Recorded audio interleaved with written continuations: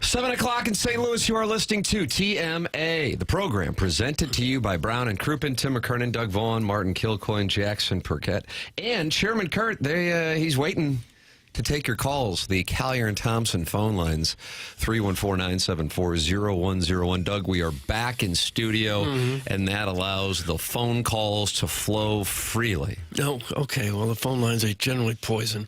It is nice to be back, even though the temperature difference is about 70 degrees. So it's nice to be back? Yeah, Well, that was kind of underhanded. Yeah. Oh, you didn't mean it. Yeah. You didn't mean it. I didn't really mean it, no. I would But it was a prefer great week, fun week down there. It was a great week. A lot of buzz, Tim. I can feel the buzz in the air. The buzz in the air here? The buzz in the air there. Was it because of the connection with the mics? Buzz in the air back. It was a connection.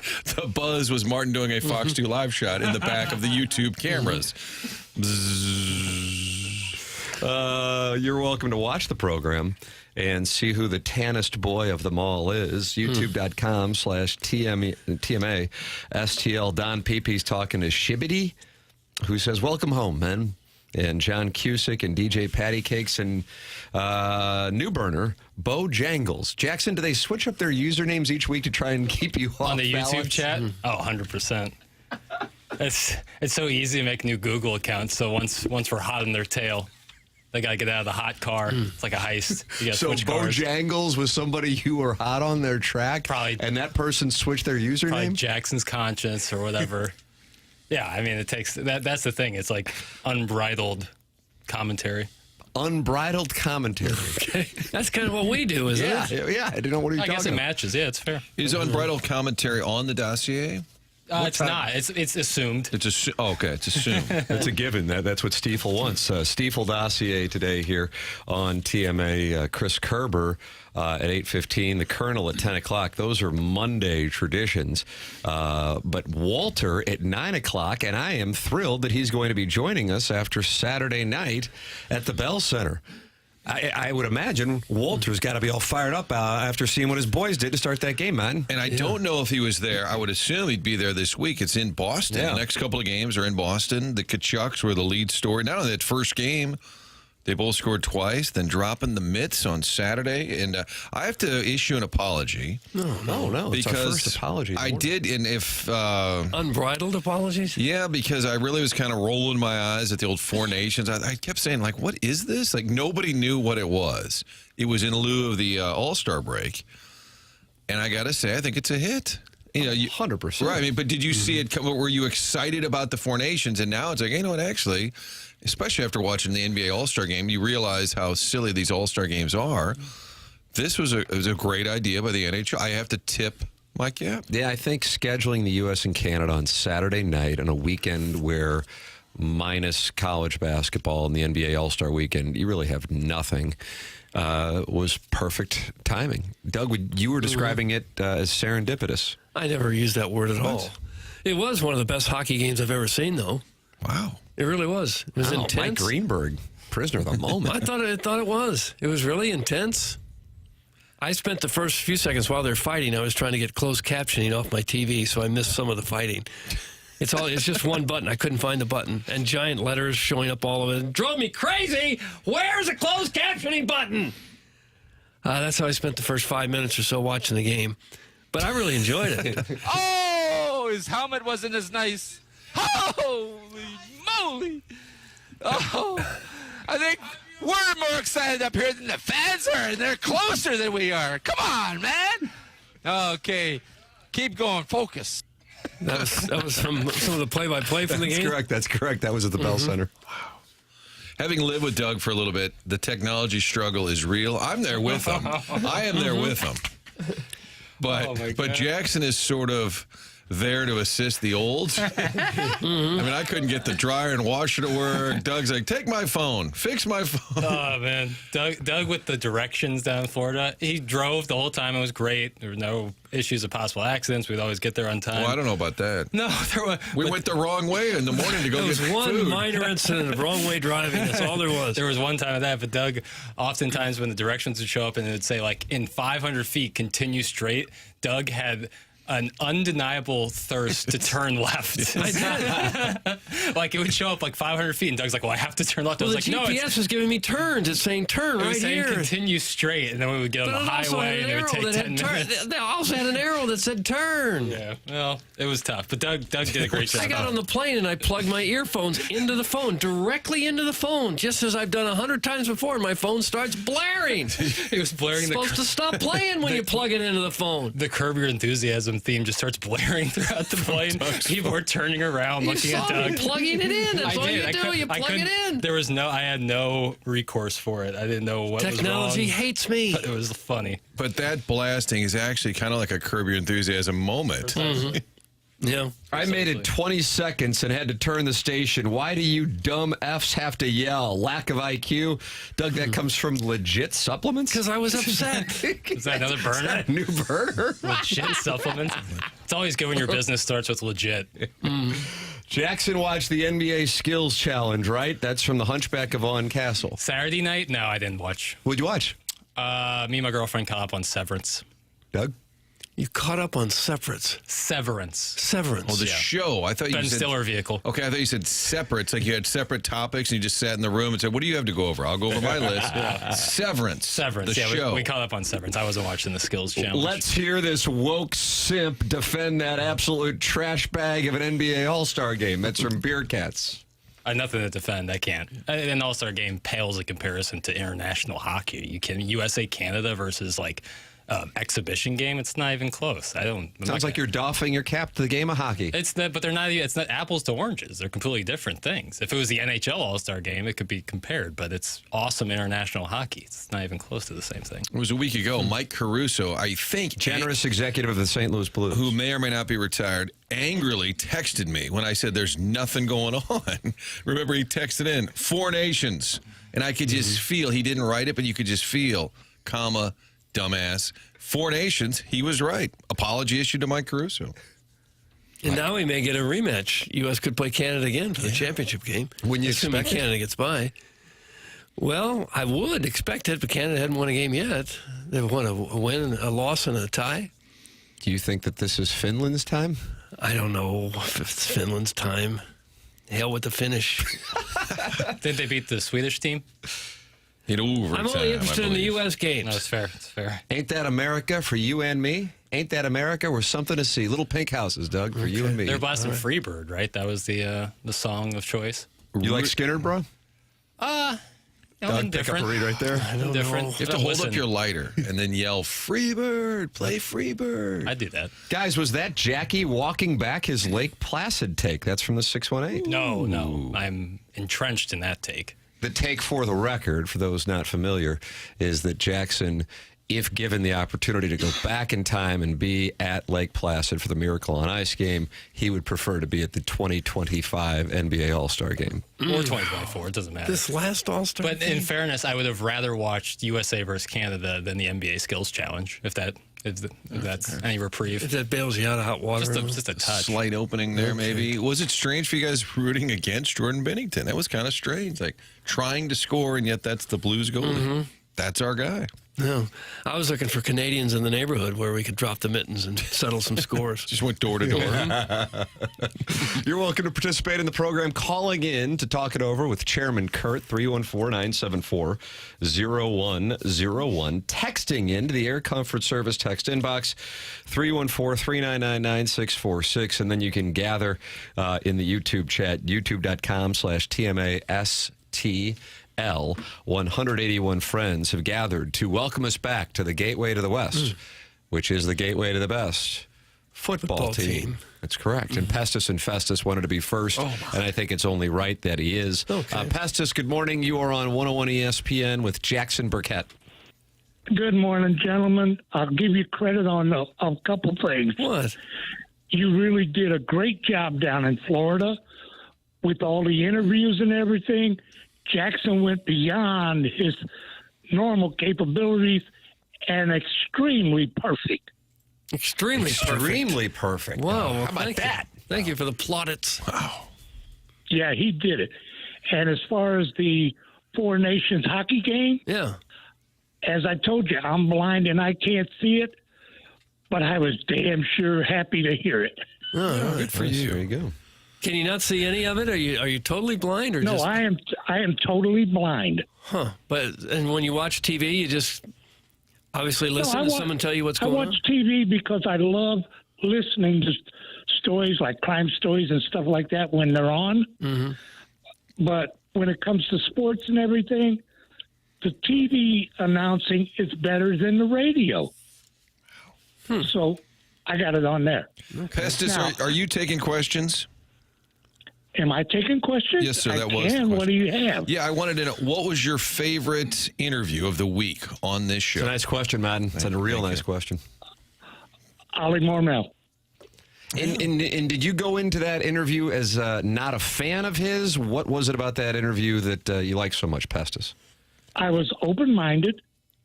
I wanted to hear what he had to say, and I wanted to hear how many lies I might hear. But here's the thing. Here's the thing that shocked me. Ollie was the most upfront person out of all the St. Louis Cardinals head staff and everything, to be honest with the listeners. Okay, so you liked him. I love Ollie now. Ollie didn't pull any punches. He told you, I run the boat, I set up the schedule, I handle the pitching, I do it all.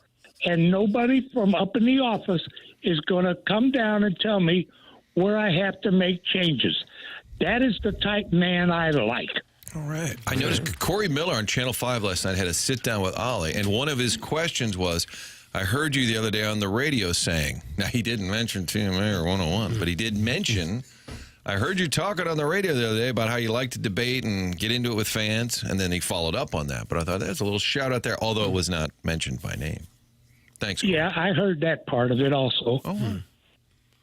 All right, so you're excited about the Cardinal season now? Well, here's the same thing I told you in the beginning. Okay, sorry. Well, I'm sorry Nolan Arenado didn't get traded, but maybe now it'll work out better for the Cardinals. Really? And, like I said, let the young guys play, leave them alone, and they'll be okay. And I still say 90 to 95 wins. Oh, wow. Doug, he has been saying that. Possibly 95. He has been saying. Yeah, he you got to has been remember, saying- though, they got 83 last year. All they have to do is get 10 more this year, Yeah. and they got what they need. Okay. And Was that one the other skipper? prediction. I predict the Cardinals will have at least 4 players to hit 20 home runs or more. Who would those 4 be? One of them, I think, is going to be Jordan Walker. Okay. You're going to have Nolan Arenado, Okay. Gorman, Oh, Yeah. Gonzalez. Gonzalez. They're bringing Juan Gonzalez would be good. Adrian? I bet he still rakes. Did you mean Yeah. Did you mean Contreras? I meant Contreras. I'm sorry about all of that. I meant Contreras. Yeah, okay. That's 4. And Mason Wynn, possibly. Oh. Doug, Okay. 5. Little pop. Be a nice year. Be a nice little season. Yep. Now, I have 2 questions that I need to have answered. Doug, are you We are- taking any? What are we done at 11? We got to keep it moving. No. I'm going to. These are the last 2. Last 2. Yes. Okay. Does anybody have the list of what I won as caller of the month? Oh boy. Okay. Doug, that's directed to you. That's not me. I don't And handle can that. somebody please tell me what I have to do to receive them? Oh, 2 good And I'm going to questions. leave you. I'm going to leave you alone now. Okay. I'm going to let you do your show, and I am glad you came back.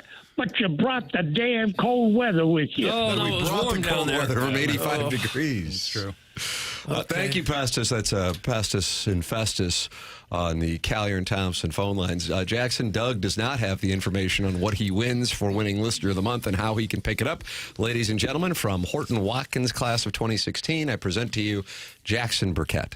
I can tell you that any pickup will be done here at the station, Hubbard, St. Louis, in Creve Coeur, Missouri. We don't have stamps, Doug. I mean, it's just No, it's real. no, we don't have any stamps. I can tell you that one of the prizes It's actually very cool. I was sent a picture of it by Jesse Kiowski last week. Well, what is it? Relax there. Okay. They're TMA wireless speakers. It's like a TMA wireless speaker that you would take like on the golf course. No and it's fool. How branded. about that? And it's like branded TMA. I'll show you a picture of you boys in the break. It's really, really cool. So that's the Listener of the Month prize Well, for he'll this love year. that since he counts on that audio. Bingo. How will he get that? It seems It'll to be be an picked issue. up here at Hubbard Radio St. Louis, Mark. We're out of stamps. So you will contact him when it's ready. He's been contacted. Oh, yes. Okay.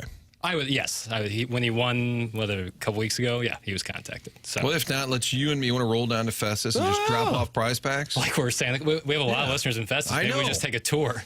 We could swing by JR's. We'll go to that Kentucky Fried that's got the buffet. You think we can borrow the Pope Mobile, like the big dome mobile kind of thing? So we could be seen. Yeah, just kind of waving around. Wave. Yeah. Right on 55. Up and down 55. Sharon and Clayton, not a fan of Pestis and Festus. Oh. Get this sheeple off the air. That's from Sharon and Sanibel/Clayton. And What does that mean by sheeple? I don't know, Jackson. What does that mean? Like a bootlicker? I don't know. Oh. Like someone who's drinking the Kool-Aid, kind of. Oh, I like a good bootlicker. She also says, welcome home, boys. I offered in a text you missed last week to come over to the Gulf and do this week's show on the beach here in Sanibel. Oh, well, hope you managed the snow okay this week. That's from Sharon and Sanibel Clayton. She invited us to stay with her. She's been on this vacation for months. Wow. She's got it made. She's been like 4 months down there. Maybe hasn't she's a she? snowbird. I guess. Can't use those speakers with the app this morning. That's from the Loomster. Doug, what does that mean? What does that mean? He's got the same speakers? I doubt it. I think there's some app complaints It's on the fixed. text line. Is it okay? I tended to it. All right. What was going on, Chairman? Ladies and gentlemen, Chairman Kurt. Bypass.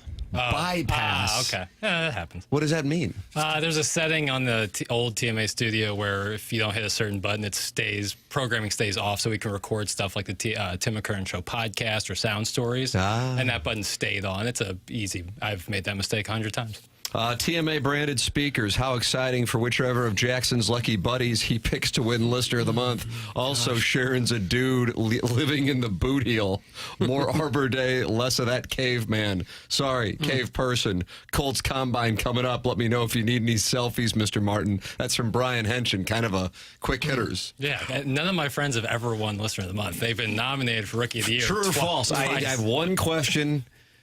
Was it or was it not Sweet Sweet Kai who called Ali Marmol cute as a button as he browsed our YouTube chat off this very laptop? Yeah, that's a fact. Yes. right. He was the further one who questions. called Ali Marmol cute as a button. And said it was the highlight of his life. Certainly one of them, I have to think. Has he updated his Wikipedia with that? Sweet Sweet Kai or Ali Marmol? Well, either. I don't know what Sweet Sweet Kai's Wikipedia scene's looking like. Okay. Although it seems like a lot of people have Wikipedia page nowadays, which I'm a fan of. I like Doug reading is that Wikipedia. Jackson, for the record, is a fan of people having Wikipedia. You ever go pages, you know? Wikipedia rabbit hole and it can get it's a I have not, Oh, it's no. pretty good stuff. You can go Wikipedia rabbit holing on this program and then call in what you discover and talk to Chairman Kurt, 314-974-0101. Text into the program, 314-399-9646. And email in for our Design Air Heating and Cooling email of the day. Doug, sweet mother of mercy, if your heating system goes down this week, you could be doomed or even worse. But then you go to designairservice.com and everything is taken care of. I've got a low for you tomorrow, a 9. I got a low for you on Wednesday, a 5. I don't like it. I got a low for you on Thursday, a 0, but then a little warmth comes in as the low goes up to 3 on Friday. Here we come. Seth Goldcamp will make it, whatever you want, 72 degrees in the house. That's fine. DesignairService.com. Should you run into any issues, Martin's a client, Doug's a client, I'm a client. You can become a client as well. DesignairService.com. It's Design Air Heating and Cooling, sponsor of our email of the day. Thanks, Chairman. The app is indeed fixed. Libby Jack must have been too busy watching clips of that horrible NBA All-Star game, the worst of all time, to fix it. That's from Eric in the Central West End, who Jackson acknowledges is attractive, but he is not attracted to. Think about walking back that take, honestly. You know, personality is a big part of it. And not doing great there. What take are you walking back, Brad? The Eric in the Central West End that's attractive. Oh, you're no longer attracted. Never have been attracted to again. But can establish attractiveness. But personality is a part of it. Oh, wow. So he's turned you off. He's just Little not, bit. he's not Despite sure. his looks, he has turned you A off. little bit. Yeah, I know. And he's a good-looking guy, so there's a big sliding scale there. I'm not a dude. Ask Doug. That's from Sharon in Sanibel /Clayton. No, What does that mean? I've met Sharon and her husband. They're Blues season ticket holders. the more I've seen popular? them at Blues games. Yeah. He is not a dude. Said, yeah. Confirmed. You make me feel like a natural woman. I didn't realize I was being recorded. I think some of the highlights were John Mozeliak thinking Doug did the weather. And then on Friday's drive-by saying, Doug, what do you do? And then that's because you were still drugged from Ali Marmol's visit where you didn't have coconut water. I was weighed down Which a little apparently bit. is Ali's product. Yes. How about that? Kind of milky. We got worked by the manager to promote his coconut water. Drugged, so I wouldn't ask some penetrating questions. Jackson said he has made the bypass mistake 100 times. 100 times? You make a mistake 100 times at work, and you should be fired. That's from the fake angry old guy. Purposeful embellishment. I haven't actually made that. I was just conveying the fact that it's easy of a mistake to make. I haven't actually made it 100 times. How many? Media literacy is important. That's what I would say. Media literacy is important. Understanding purpose. Okay. Thank you for fixing it, Mr. Kurt, the chairman. That's from Ironhead. I agree. Thank you, Kurt. Just Thanks give for a all your thumbs up. help, Kurt. Yeah. Good to see you, buddy. How was it last week back here, all by your lonesome? I mean, it was you and Mike Ryder. Well, Monday was a little touch and go at times, but luckily Mike was here to kind of catch me if I had an issue. Drew was in the house helping out, so that was great. Tuesday, I was a little nervous because there was no Mike Ryder, and if anything went wrong, it was all on me. Oh, wow. Tuesday was probably the best audio day we had, right? Yeah, it was great. And then there was little moments here and there, but I felt more comfortable as the week went on, ready to. I was prepared for audibles, Doug. Were you really? Yeah. Well, Engineer Doty did a great job down there. Oh, my goodness. I assume Driving he's back and still- forth from Tampa. Probably still driving back. Hey, you're probably right, If actually. he left on Friday, he might not be back yet. Well, we joked Friday night as we were sitting at O'Hare Airport. The three of us joked that Doty might beat us home. Had quite the delay. What was the first delay, Doug? Leaving West Palm. Air Force One coming in. Old Trump Trumpster landing just landed. about the time we were taking off. So they shut down the whole airport system there for a while. Doug stood at attention for 30 consecutive minutes. We got to the airport at 3 in the afternoon, West Palm, and I arrived home about 2:30 in the morning. No It was way. I unbelievable. didn't know about this. Hold on a second. So you're back in St. Louis at 2:30 in the morning. Now, something that we were discussing before the show began was that you were admonished by security at the always very busy Lambert Airport. Oh, sure, I got yelled at. But it was 2 in the morning. They were still yelling. They were still in good voice. Full-throated. You walk in from the plane to go get your luggage, and there was a guy there on the machine cleaning the floors, and he was screaming at passengers who were on their way to get their luggage. He was yelling at them. Because they were walking. Some people were yelling back at him. This is how you're greeted in St. Louis. He was putting down orange cones while driving his mopping apparatus, which I respect. It's late. He's getting somewhere. But it wasn't clear that he was in the middle. He was just putting the cones in. You're on the wrong side. This is for mopping. Move over. He's screaming at people to get out of the way while he's going to that's lead this brutal. mopping machine.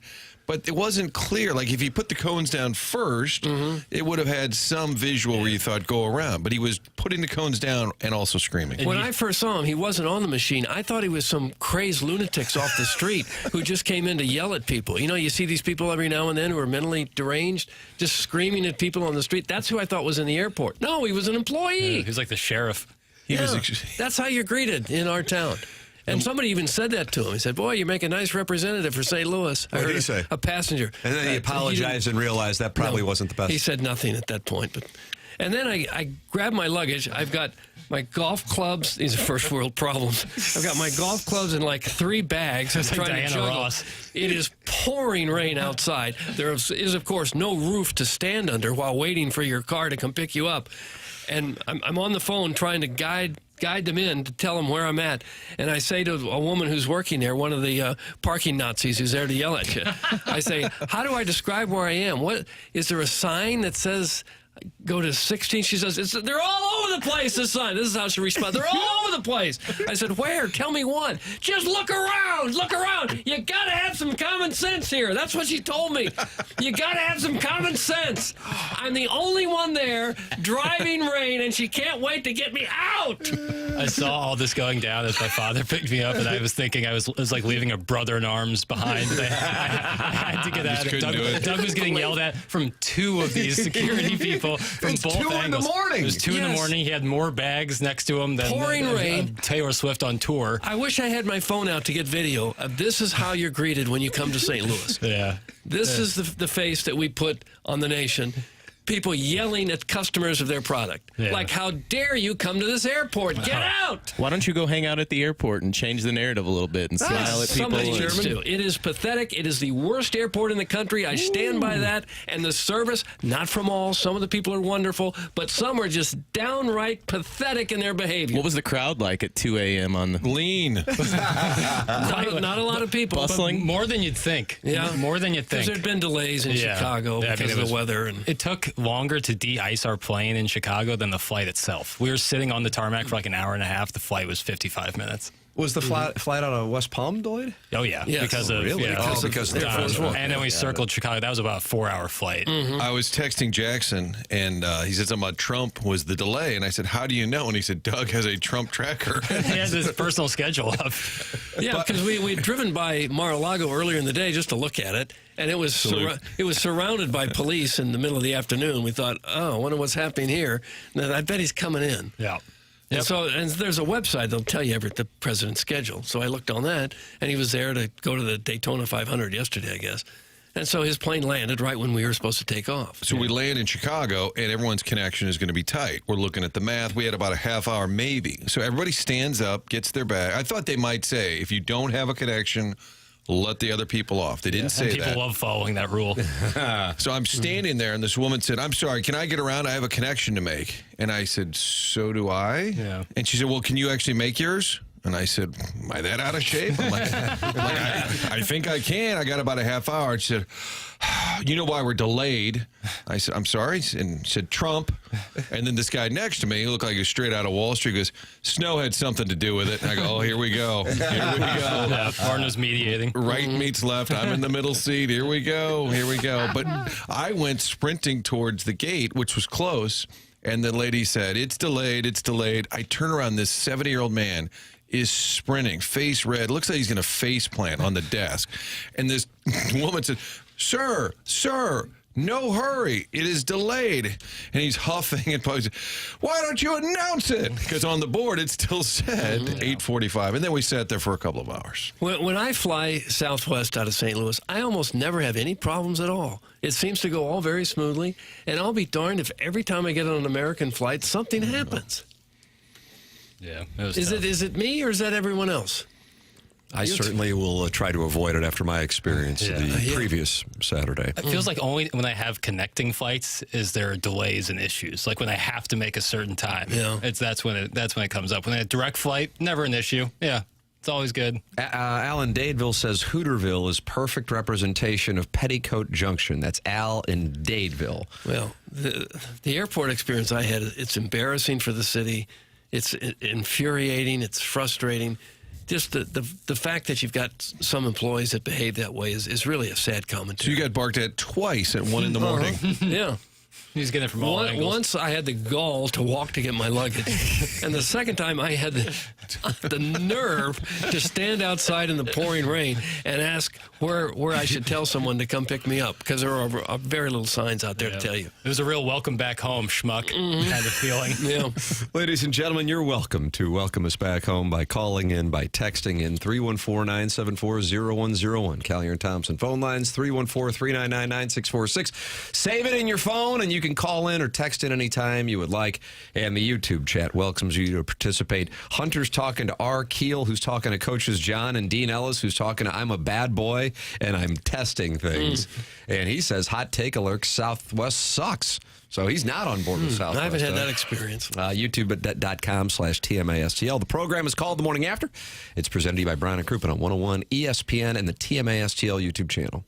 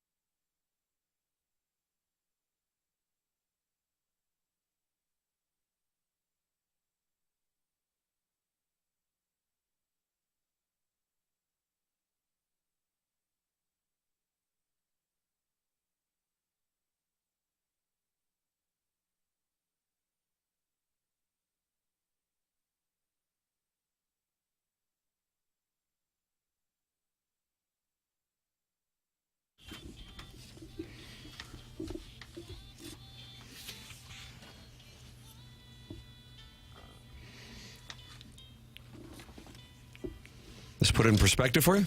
It really does. That's how I felt. Rain pouring down on me. Too much luggage for my own good. So much luggage. Why'd you have so much luggage, bro? The CPAP. Oh, the CPAP. Well, I had the carry-on, and I got all my clothes, and then I had the golf clubs. And a backpack. I needed snacks. He was eating pistachios like they were going out of style. Ladies and gentlemen, this program's called The Morning After. We're on 101 ESPN and YouTube.com/TMASTL. Plus, you have the 101 ESPN app, which is presented to you by Dobbs Tire and Auto Centers. Tim McKernan, Doug Vaughn, Martin Kilcoyne, Jackson Burkett, Chairman Kurt. And we are back in St. Louis after our week at Cardinal Spring Training. And you are welcome to participate in the program in one of the, do you like this term, myriad ways? No, I don't like myriad. I think that's right. Stiefel is the sponsor of our dossier, and on this dossier today, Chris Kerber talking Four Nations at 8:15. Keith Tkachuk talking about his boys getting after it. He'll be with us at 9 o'clock, and the Colonel, Gabriel P. DeArmond, who wrote, Missouri can lose out. They're in the NCAA tournament. Yeah, ticket punched. How about that? Take a punch. You got Roll Tide this coming Wednesday, and then a trip to Fayetteville. Yep.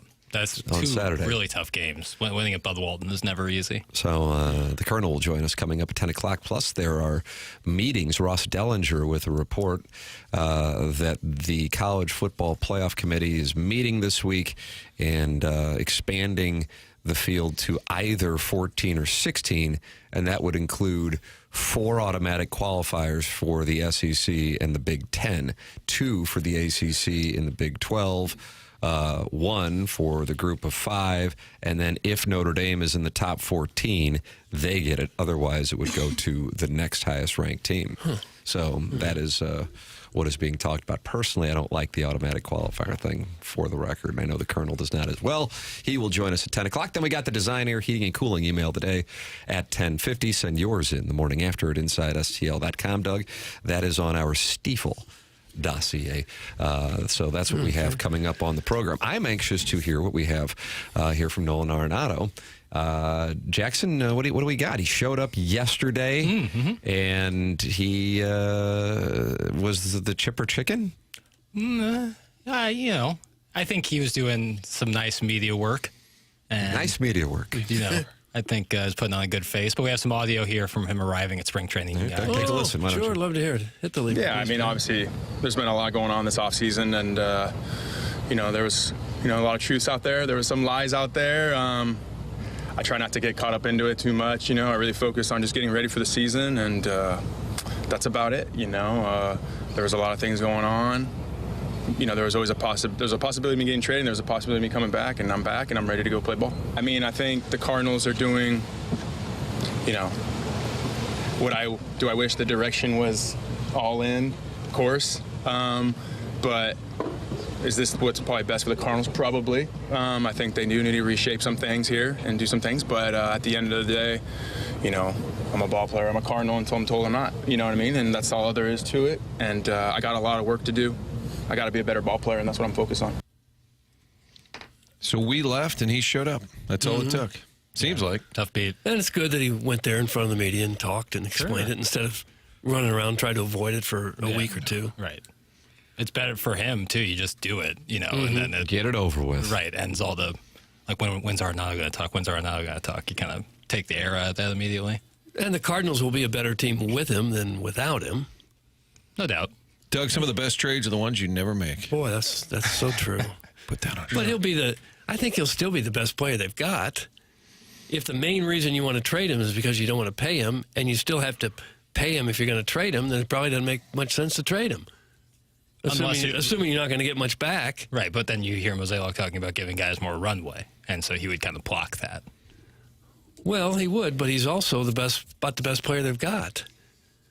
So are you going to sacrifice the best player you have to give someone else a chance who might be good and might not be good? Well, if you don't think you're going to contend for a World Series championship, then maybe you prioritize runway for a younger guy. What we may never know is, was there conversations with teams on his list, whether it's the Red Sox or the Padres, Yankees, whatever, where they actually went back and forth and couldn't get a deal done because the Cardinals' ask was too high, or was there just no interest? That's what I'm curious to know, and we may never know. maybe Arenado has some inkling. If I'm him, I'm kind of miffed.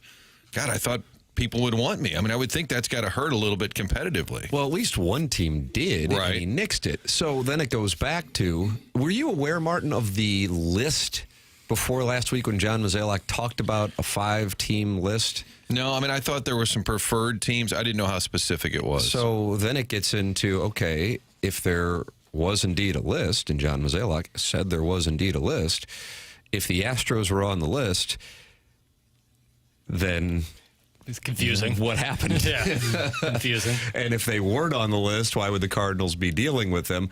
Candidly, if I had to wager, I would say they were on the list. Otherwise, the Cardinals wouldn't have engaged.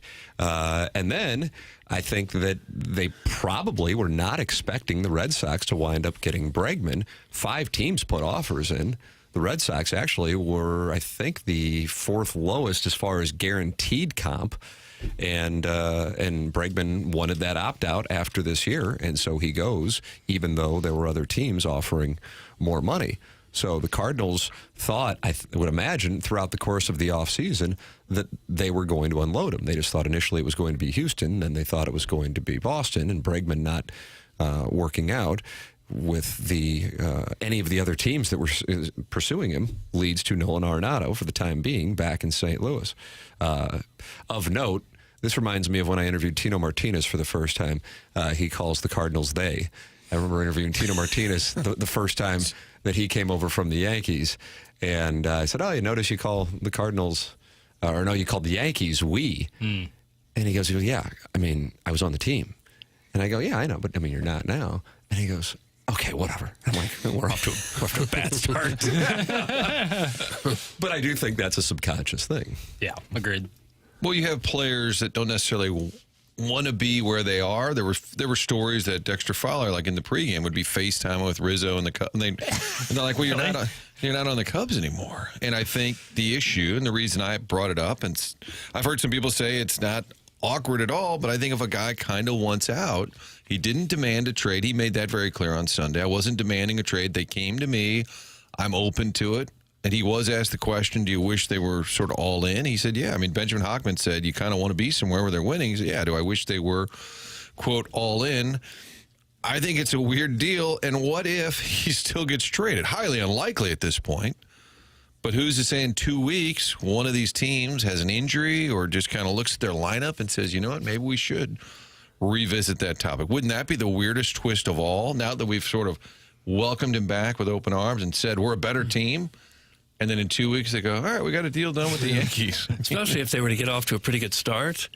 You know, if the Cardinals are 4 or 5 games over 500 in a couple of weeks and then trade Arenado, that would be nasty, too. It was their intention to try. So to be fair, they did intend to try. And it's my understanding they did go to Houston with Arenado's approval. Like that deal was worked on with Arenado and his agent aware of it. It wasn't like the Cardinals cooked something up and said, I know you don't really want to go there. They did all of that work on the deal because they understood he was willing to do it. My understanding was, and I think it's fair, when the Kyle Tucker trade happened. That was it. And I think that's, if Arenado's here on a lie detector, I think he'd say to you, yeah, I was going to go to Houston, but then the Tucker thing, maybe they're kind of in a reset. Why do I want to do that? I think that trade by the Astros spooked him, and then he said, okay, never mind. And then the Cardinals were left like, all right, well, that was the one we had that was interested, and the money was there. And then I think since then there hasn't been much interest. But the Red Sox were interested. You would agree with that? I think, yeah, to some level. I'm just saying a serious He wasn't first on their dance card? Yeah, I just don't think there was a serious dialogue with them. Yeah, well, the Red Sox were more interested in spending actual cash capital as opposed to prospect capital.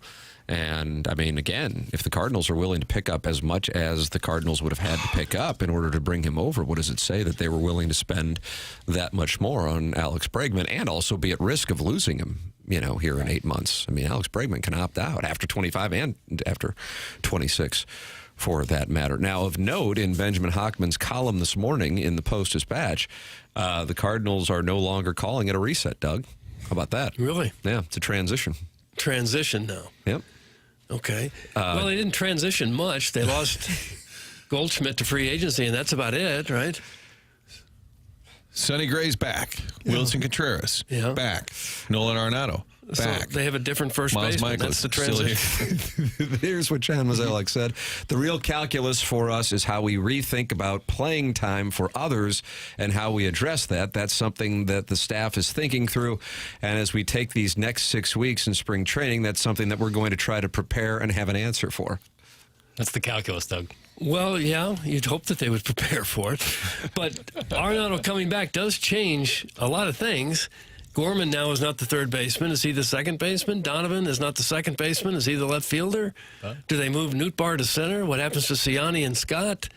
Burleson, is he now, there's not going to be room for a DH? If Gorman's a DH, does he play the outfield all the time? It does. There's a lot of moving parts involved. Right, and I think moving Arenado was like a key part of their plan so that they didn't have what they often call a log jam. Okay. Despite, maybe that word not being the best use of it. I talked to various people about certain players. I'd say, well, what could Herrera do? Because they're definitely, Pages, they're higher on his catching. They said, well, Herrera could DH. And I said something about Burleson. They, well, yeah, he could always DH. Then Contreras, when he's down at first, he could DH. I thought, Doug, how many DHs are you allowed Five. to use? Is it five? Okay. Manfred's new rule. Well, I think Burleson will play. He's the one guy that will be out there every day somewhere. Friend of the show. Well, not because he's a friend of the show, because he's a good hitter. Both. So then what's your opening day line? Oh, yeah. Well, give me this. The one thing we've learned over the years is there isn't just 8 guys that go out there every day. The lineup's different almost every day. Almost every day somebody gets moved. So they'll all play, I'm sure. Okay, but we can agree that as things stand at this moment, the left side of the infield is spoken for. I would think so, yeah. All right. And theoretically, one half of the right side of the infield is spoken for. Contreras. Mm-hmm. If he proves that he can play first base well in the spring, most of them can. But if he becomes just an absolute butcher, then I would assume Burleson will be your first baseman and Contreras would be the DH. All right. So, and then, of course, catcher, you have one of 2 guys back there. So then it leaves 4 spots for how many guys? Gorman, Donovan, right out of the gate at second base. And then the outfield that's where it really gets, and I would imagine that Walker's in there no matter what. I would think so. Okay. So now we get into how many guys for 2 spots? Newt, Siani, Victor Scott, Burleson, kind of. Yeah. Well, Scott's going to have to prove he can hit to make the roster. Same with Siani, though. Both of them, yeah. One of them probably won't, I would guess. I mean, whoever hits in the spring, I guess, will earn that job because they're pretty equal defensively. So you have 2 second basemen. You have Gorman and Donovan. Let's just call Donovan a second baseman. All right. Then you have 5 outfielders that we're all thinking are kind of in the mix, right? Yeah. Walker, Newt, Burleson, Scott, Siani. Those 5 plus 2, that's 7 for 4. Yeah. Then you have the acquisition of Michael Hellman. Okay, one's a DH. So now I've got 4 for 6. So the math's a little tight. Mm-hmm. And Hellman, friend of the show. Yeah, I thought Said MIZ and really regretted it. If he has a bad spring, I think he might blame this show. Ladies and gentlemen, you're welcome to participate in the program. 314-399-9646. That's how you can text in, call in. Collier and Thompson phone lines, 314-974-0101. And email in for our Design, Air, Heating, and Cooling email the day, the morning after, at InsideSTL.com. That's the morning after at InsideSTL.com. If you want to be podcasting the program, Schaefer Door sponsors the podcast. Jason Gosrow and his team. Man, with as cold as it is going to be this week, that's when garage door springs break. If you have that happen to you, all you have to do is go to SchaeferDoor.com. That's SCHAEFER door.com. Or you can call or text the number that Jason Gosrow sent up specifically for TMA listeners, and that number is 636-782-3608. That's going to get you the quickest response time, 636-782-3608. They service all kinds of garage doors for service and new installs, and they service commercial doors as well. So if you run a business or warehouse with big, tall doors, Schaefer is experienced in these types of jobs. Go to SchaeferDoor.com. Schaefer Door, a CHI overhead door dealer. Tim McKernan, Doug Vaughn, Martin Kilcoyne, Jackson Burkett, and Chairman Kurt with you. This is TMA on 101 ESPN.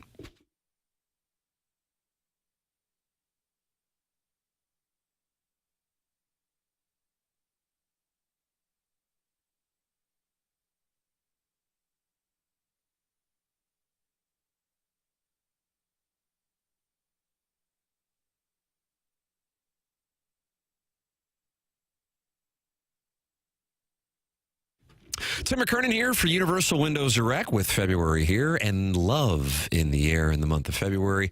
But if you're not in love with your windows and the way your home feels this winter, Universal Windows Direct has the perfect solution with the Love Your Windows sales event. If you're feeling the chills from those drafty windows and watching your energy bills climb, it's time to make a change. Universal Windows Direct has a deal you can't resist. Buy 2 windows and get 2 free. Plus, there's no limit. You need 4 windows? That's fine. You can pay for just those 2. Buy 2 windows, get 2 free at Universal Windows Direct. And that's not all. Universal Windows Direct is offering no interest financing for 3 years. That's 36 months of easy payments with 0% interest. Already have a price from another company. Universal Windows Direct will beat it, so you know you're getting the best deal around. It's Universal Windows Direct. Call 314-334-2522 or visit universalwindowsdirect.com. This February, fall in love with your windows, fall in love with your home, and like me, you'll be saying, I love my windows.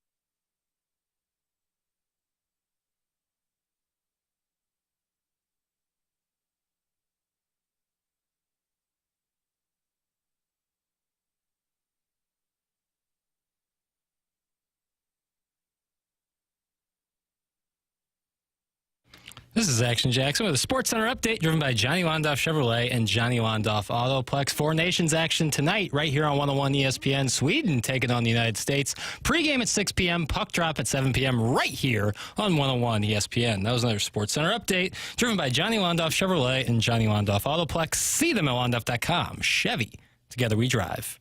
Are you kidding me?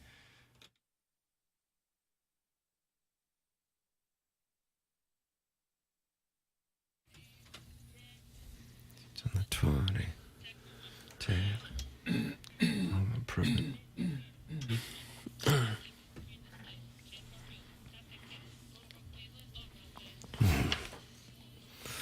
Doug, what a wonderful President's Day tribute this is. It really is. Yeah. Written by Acoustic Sessions. Is that who wrote it? Friends of the show. Okay. Sing along, Doug.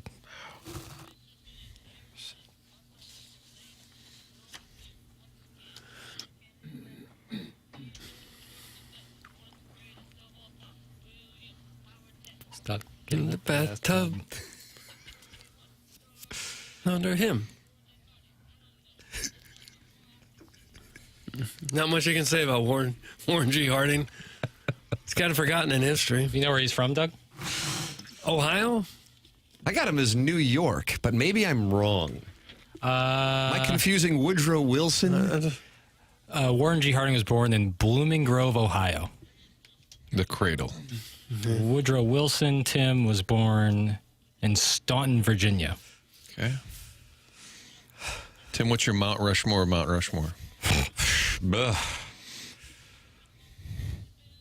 Peach bread.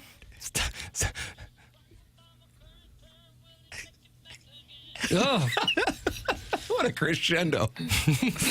Ladies and gentlemen, it is the morning after, and it is presented to you by Brown and Crouppen. Tim McKernan, Doug Vaughn, Martin Kilcoyne, Jackson Burkett, and Chairman Kurt with you. Chairman Kurt wants to talk with you on the Callier and Thompson phone lines. Pestis from Festus, the January listener of the month, already calling in 314-974-0101. What a delight. What a rare treat. Jackson acknowledging the four nations in his Sports Center update. Sweden and the United States. Now, Doug, the United States is already in the finals no matter what happens today against Sweden. So then it begs the question, does Matthew Tkachuk play? Per NHL.com, he sustained a lower body injury on Saturday against Canada. That was after he started off the festivities by dropping, what do you call them, the mittens? Dropping the mittens. Mm-hmm. And they got audio. Brady was mic'd up, Jackson. Yeah. And take a listen to this.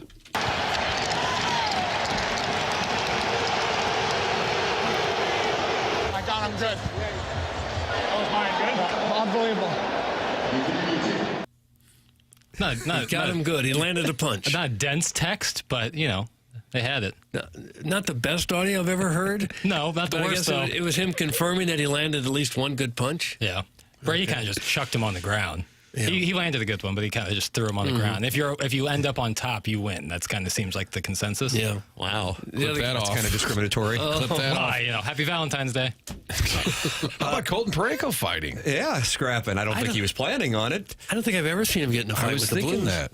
He's big. Boy, howdy. He looked huge Look against at that. How about that analysis on the is Blues big. flagship station? JT Miller. That's who he fought. JT Miller got in a scrap with Braden Shen. Was that on January 27th? I don't know the dates, Tim. Pretty sure before he got traded.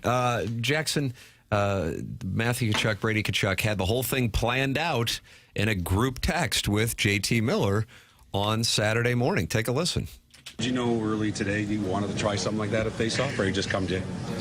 Well, yeah, there's a little discussion during the day, and Tell the truth. You can tell. yeah, there's a group chat going on today. So still something like a baby though, but you know what? And then we just kind of reaffirmed that we're gonna do that, and I think Matthew's fight to start off was just such an energy boost. I think I was more excited, more nervous than my own, and then Millsy to cap it off to go against a big guy like that. I think he did a great job, and I think it was a pretty awesome experience. There you go. Keith Tkachuk will join us coming up at 9 o'clock. That's on your Stiefel dossier. And Walter said on NHL.com, first of all, it was unbelievable. The electricity in the building, and I had no idea they were going to do that, so they must have talked amongst themselves. I could figure it out when I saw the opening face-off what they were doing, but you know they love their country, and this is the first time they get to play together. They knew the magnitude of this game. It wasn't an exhibition game. It was the real thing, and I'm proud of them. They're always team-first guys. It was great for the crowd. It was great for the game, and it was great for the United States. How about that? How about that from Walter? It's like he's delivering a speech. Wrapped in a flag. I was impressed by just how well they played together. You know, They haven't practiced much together, but when you get an all-star team together and they're in a game where they really want it, the passes are right on the tape. Everybody looks like they have played together for years. It's really good to see the best in the world play like that. Career fights for Colton Parayko in his NHL career. I'm going to set the number at 1.5. Can I get you guys over under? What do you got? Boy, that's tough, the way the number was set, Doug. Yeah, I'll take under because I don't ever remember him being in one. This is sometimes I'm overthinking it, but I'm going to go with the over.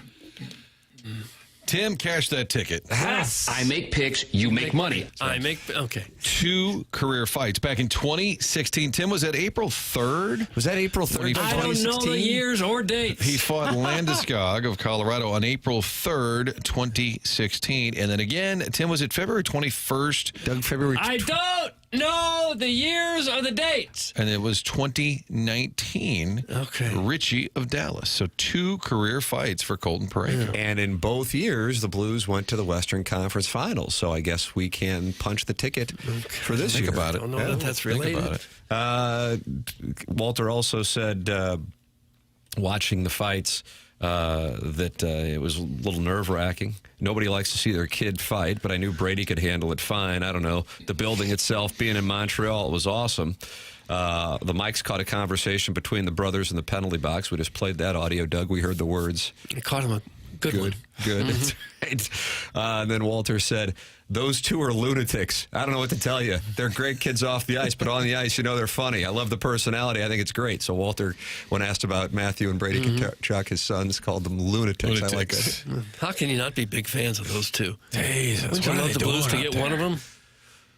Well, I think there's only one that's really likely to happen, at least in the near future. Maybe they'll go all in on Brady when he becomes a free agent. I hope so. Will they boo the Canadian anthem in Boston? Probably in Boston, folks. They might. There you go. Yeah, they might in Boston. The USA chants will be loud and proud that entire night. Doug, you going? I'd love to go. Oh, yeah. For the, don't you hope it's United States and Canada on Thursday? Gotta be. If it's not, then they got to fire the commissioner. You have to find a way. This has to happen. Fix it. Yes. Fix it so it happens. For sure. But the weird spot if the United States maybe, takes the foot off the pedal here tonight, because they don't need to do anything, Oh, yeah, Sweden gets a win, and then they're in. Well, just as St. Gabe's has figured out a way to get the winning team up there on the podium. Is Jackson dropping out of this? I get him banging this dump button. You can do it in hockey. Wow. You're going to hear from St. Gabriel's council. Okay. Tim, a couple of texters say that Parayko fought last year. It's not listed. Hockeyfights.com really is the database for all things fighting. Does not list that. But either way, you win the over. Doug, I win. Okay.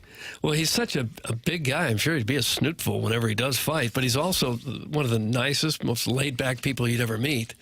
So it's kind of not in his nature to do it, unless he has to. But something about, putting on those steel slippers, maybe it brings something out of you. Steel slippers. That's what Doug always calls them. Most of my hockey knowledge comes from Doug, waxing poetic. John Cooper was not happy about the booing of the national anthem, but he also talked about the nature of the beast with the opening 9 seconds. Here is what he had to say following the festivities. A couple nights ago when I sat up here, and if you were going to tell me something was going to top that, I would not have believed you. But that topped it.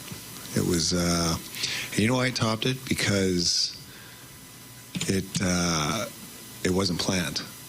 That wasn't 2 coaches throwing guys over saying this is happening. None of that happened. That was as organic as it gets. And it was probably, I guess 10 years of no international hockey exhaled in a minute and a half. Well, I guess. I don't know that these players are thinking about 10 years. I think they're just thinking, what can I do to get my teammates ready to go? I'm going to drop the mittens, put someone on my dance card. Try to stay on my steel slippers. And boy, did they ever. Mm-hmm. It was great. As I said, I missed some of it because of the closed captioning I was trying to fight. I did see some of the replays. That is brutal. It's like when you go to like a sports bar and they have the closed captioning on the game. It's like I don't care. Like, get that out of there. It's always 45 seconds behind too. It's only really needed during Peaky Blinders. Other than that, you can shut it off. It's true. Those Birmingham accents are tough to pick up on. I was Googling it and everything. I finally just accidentally hit the A button on my controller and off it went. Does that make any sense? You say A? Why would it A? Why would A? You have a remote with an A button? Yes, that's right. Spectrum cable remote. Well, instead of CC or something, it's A. Well, probably. Oh, never mind. For the record, despite Doug's closed captioning issues on Saturday night, the Thursday games, the Canada-Sweden and USA-Finland matchups to open the tournament, delivered North American audiences of 4.1 million and 3.4 million, respectively.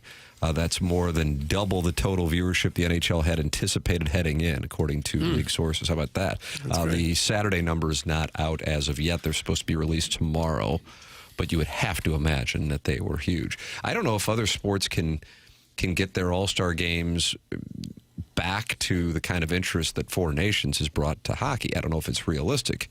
You say no right away, Jackson? An exhibition of any sort is just never going to, especially when these guys make the money they make in these professional sports. But look at the intensity of this. I know, but this isn't an all-star game. This is right, but I'm saying to fill the all-star void. Yeah, I think international games as opposed to it probably be, in baseball they could do it. Football might be tough, but basketball and baseball could certainly do something like that. Basketball, you'd have to set it up like Europe versus USA, because individual countries probably couldn't do it. Maybe Canada. I think the NHL should just have Team OG, and that would just be even better than the Four Nations. Team OG? Like Shaq's OGs. Oh, right. OGs. Yeah. You think that'd be an improvement? No, I don't. I like how the NBA players said they didn't enjoy all the stoppages either. They stopped the game to have a Mr. Beast contest.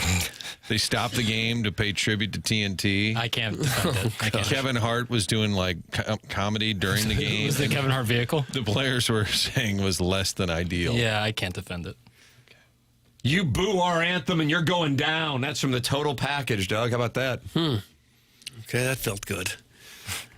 But Montreal is kind of different than the rest of Canada, too.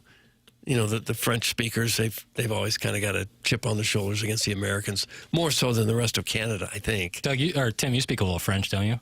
Yeah, watch this, Doug. Elevator. La lavature. Very nice. Very, very nice. And impressive. Yeah, that was St. Gabriel's 5th grade French class. Okay. Is that right after they teach you how to fix games? My gosh. That's the class before. You do it in another language so people around you can't tell what you're talking about. That was the dump button only works a couple of times a minute. Yeah, I mean, this is going to be real problematic. Chris Kerber joining us on the Stiefel dossier for his Monday 8:15 appearance. Keith Tkachuk at 9 o'clock talking about his sons, who he is quoted on NHL.com is calling them lunatics. The Colonel, Gabriel P. DeArmond, brought to you by James Carlton. He is going to join us at 10 o'clock.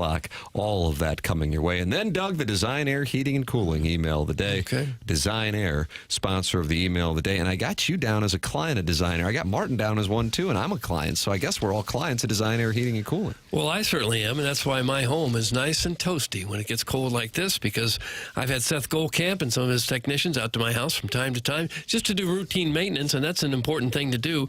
Make sure that maybe your furnace never does break down, because you've gone through that step of having routine maintenance before winter rolls around. It's a 4th-generation St. Louis business. Seth Goldcamp and his family have served over 10,000 customers since 1904, and they are the longest-running TMA supporter and advertiser on the show. They're known for their honesty and going above and beyond, and you know what else they're known for? Putting on the little booties when they come into your house, so they don't track anything into your home. They think of everything. They will never try to upsell you. They'll always give you exactly what you need. That is how they train their employees, and they take that reputation very seriously. Their website, easy to navigate with the convenience of online scheduling for all of your heating and cooling needs. You go to the best. You go to Design Air Heating and Cooling. You can find them online at designairservice.com. There it is, the sponsor of the email today. Send yours in the morning after at InsideSTL.com. Chris Kerber is going to join us. Coming up, this is TMA 101 ESPN and the TMA STL YouTube channel.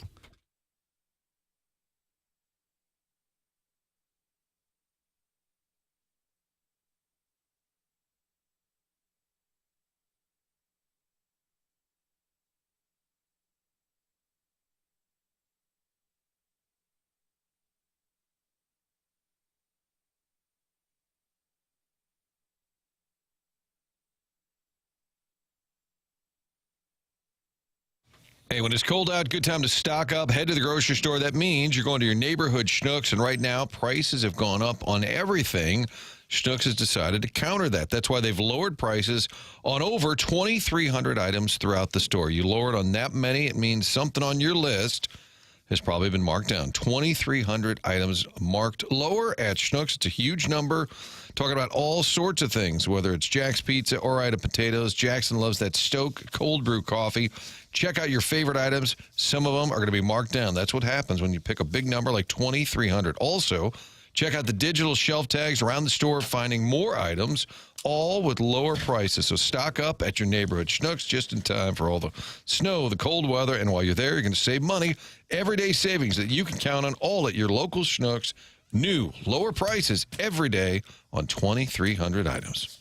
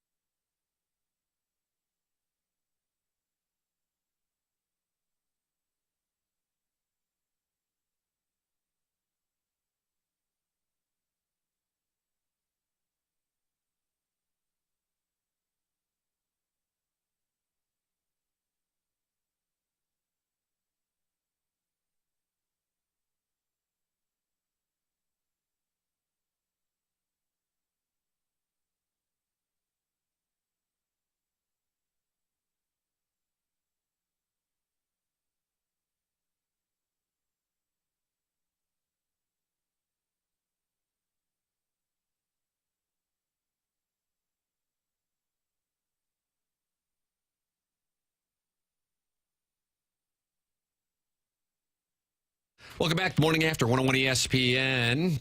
Show's presented by Brown and Crouppen. The 8 o'clock hour brought to you by Fisher Window and Door Store. Tim McKernan, Doug Vaughn, Martin Kilcoyne, Jackson Burkett, and Chairman Kurt with you on the program. And it is our pleasure to welcome to the program, ladies and gentlemen, the voice of the St. Louis Blues, Chris Kerber. Morning, Kerbs. Tim, how are you? Wonderful. How are you doing, man? Doing all right, thanks. All right. I made the mistake of during the commercial break asking what happens if Canada and Sweden both win today, who plays the United States?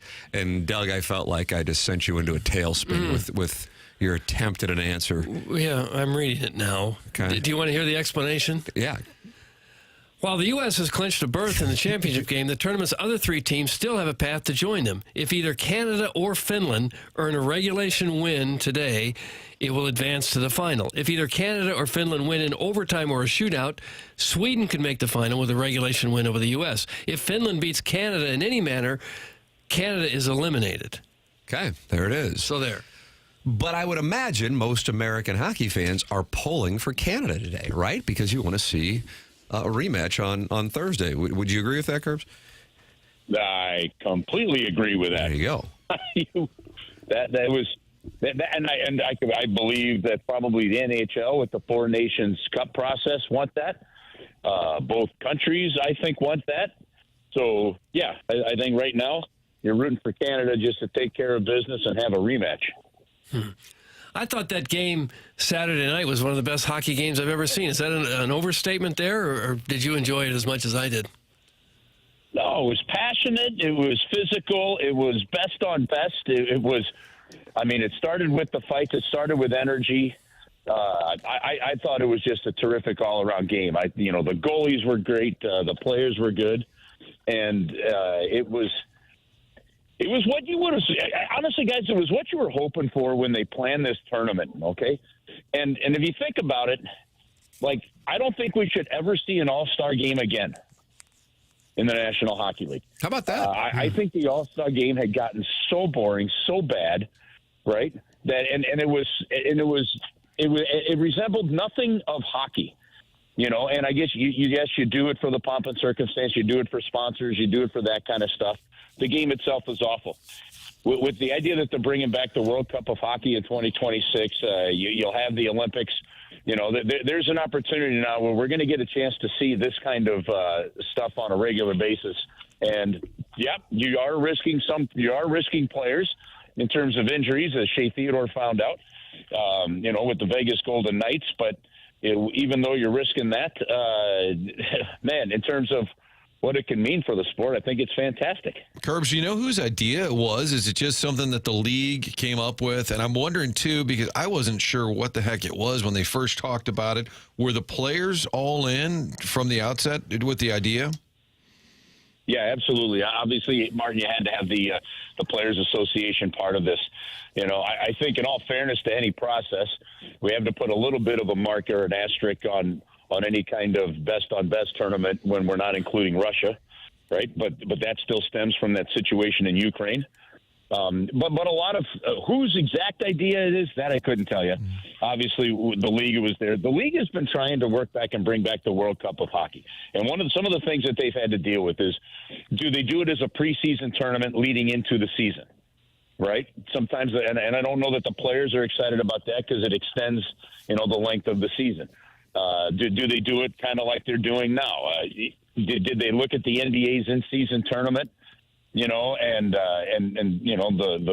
the World Baseball Classic, that kind of stuff, and figure out how do we do this, in season? And during this break, it actually seems to work really well. But yeah, they have to have the approval of the Players Association, so they had to work together. They had to work a little bit with, the International Ice Hockey Federation to a degree.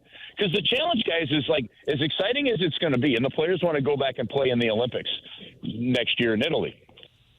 When the issue with the NHL players playing in the Olympics comes down to this: the league makes no money off it, and it risks its most important assets in the process. Like if you think about it, remember, even go back to when TJ Oshie scored all those goals. How, from a league standpoint or team standpoint, we weren't even able to use any video of it. And then so there were issues of, okay, well, does the International Ice Hockey Federation, or the Olympic Federation, at least pay the insurance on the players if they get hurt? If a Connor McDavid goes down for Team Canada in that.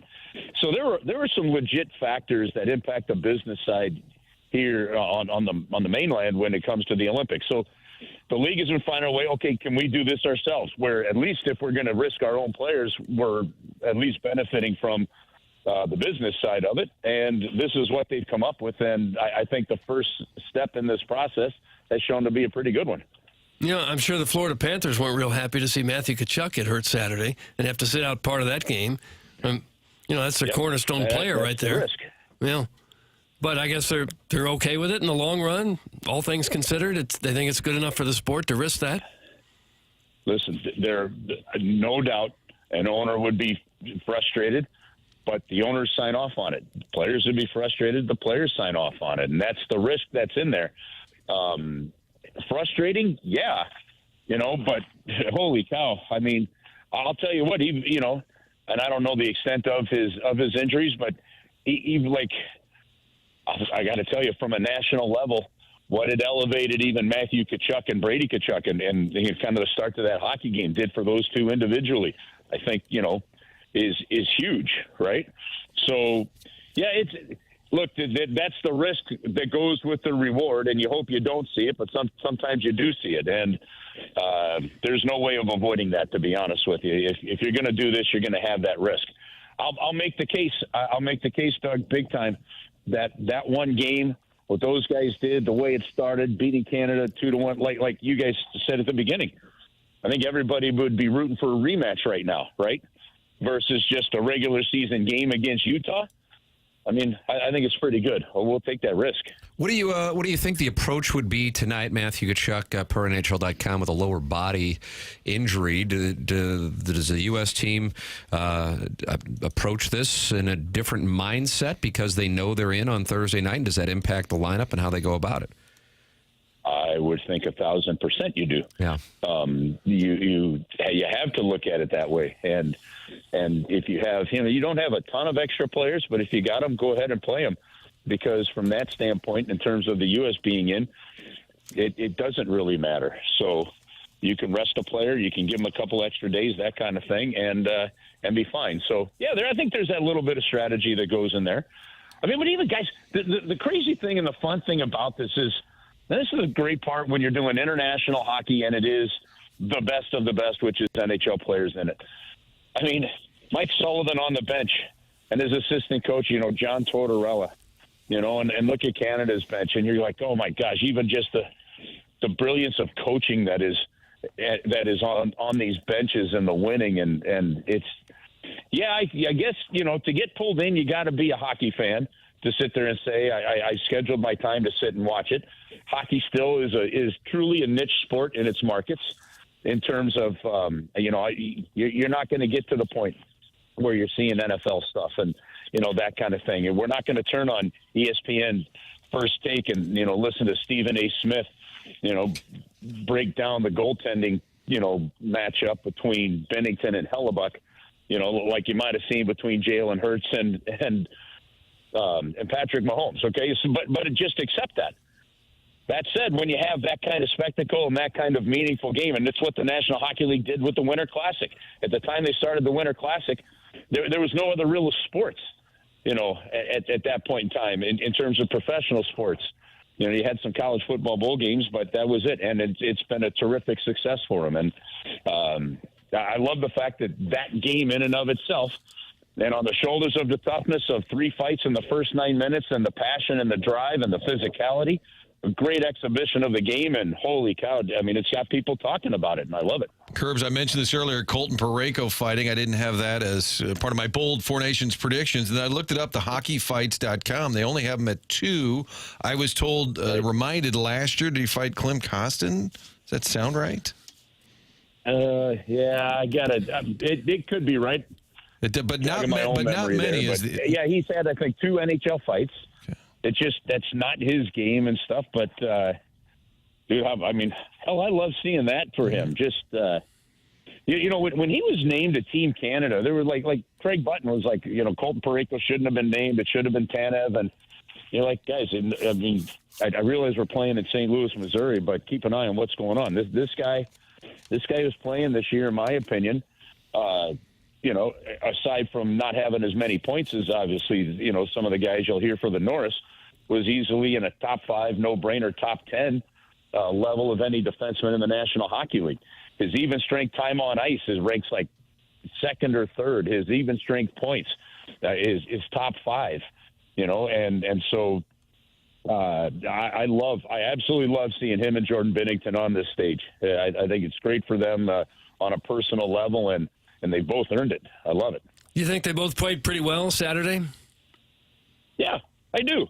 Now the scrutiny is going to be on Jordan Binnington big time in this tournament, you know, because he's not Martin Brodeur, you know, he's not in terms of, you know, of the games won and stuff like that, like Carey Price, and didn't have that extra bit of lore behind him.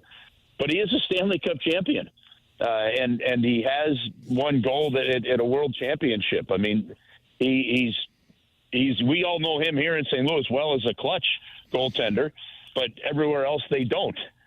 You know, and it wouldn't have surprised me had Connor Hellebuck, you know, pooped the bed a little bit, because he hasn't really won the big game or a couple of big games to get Winnipeg on a deep run like Bennington did. So that's why I'd love to see another rematch. And I love the fact that, honestly, if the USA was going to win or Canada was going to lose, if you're rooting for those two guys, you're hoping it was that kind of game where it was a close game. To allow just 2 goals in that game to that USA lineup is pretty freaking good. And so I thought he played really well.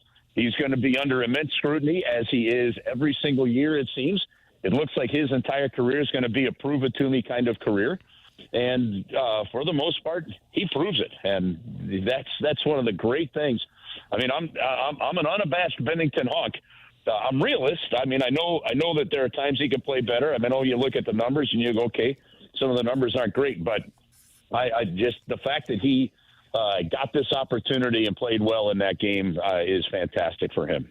Chris Kerber with us every Monday at 8:15 here on TMA, giving us his perspective on the 4 nations, the U.S. and Canada, and what could be a rematch come Thursday. Sweden and the United States, pregame here 6 p.m. and puck drop 7 p.m. on 101 ESPN. Kerbs, always appreciate the time. Thank you so much. All right, guys. Have an awesome week. Cheers, fellas. Thank you. That's Chris Kerber joining us here on 101 ESPN. Tim McKernan, Doug Vaughn, Martin Kilcoyne, Jackson Burkett, Chairman Kurt with you. You're welcome to participate in the program by calling in the Callier and Thompson phone lines, 314-974-0101, texting the Air Comfort Service text line, 314-399-9646, and then the YouTube chat, youtube.com/TMASTL. This is the Morning After, presented to you by Brown and Crouppen.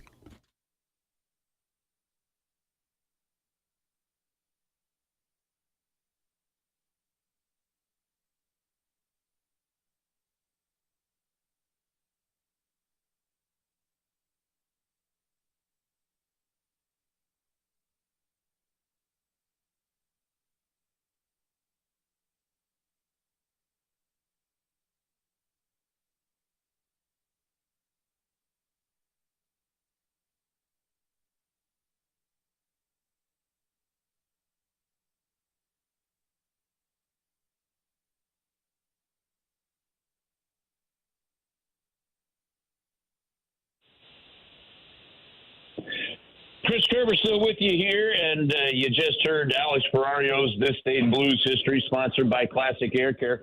We told you that the winter wasn't over yet.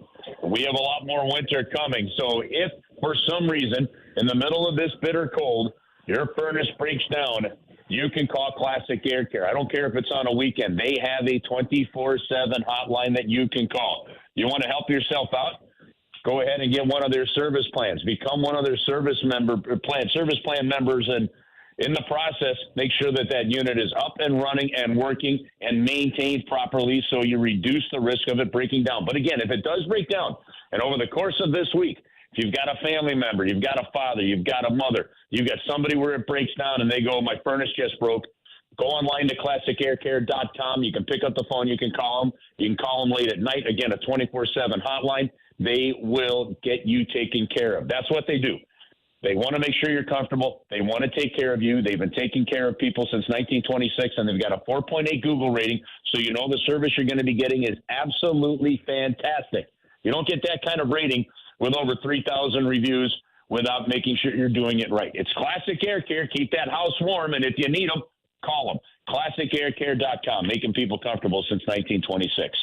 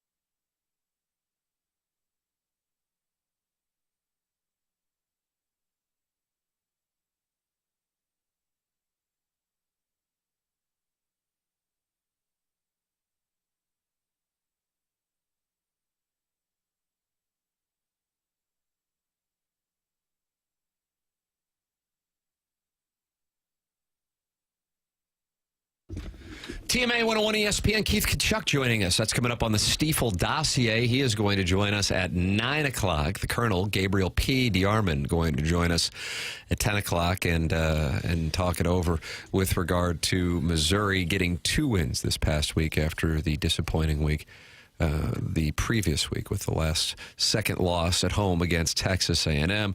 They mounted a Sunday charge and beat the hell out of Georgia in the second half this past Saturday. ILL didn't work out for ILL on Saturday. And then Notre Dame's got a totally separate situation going on, Doug.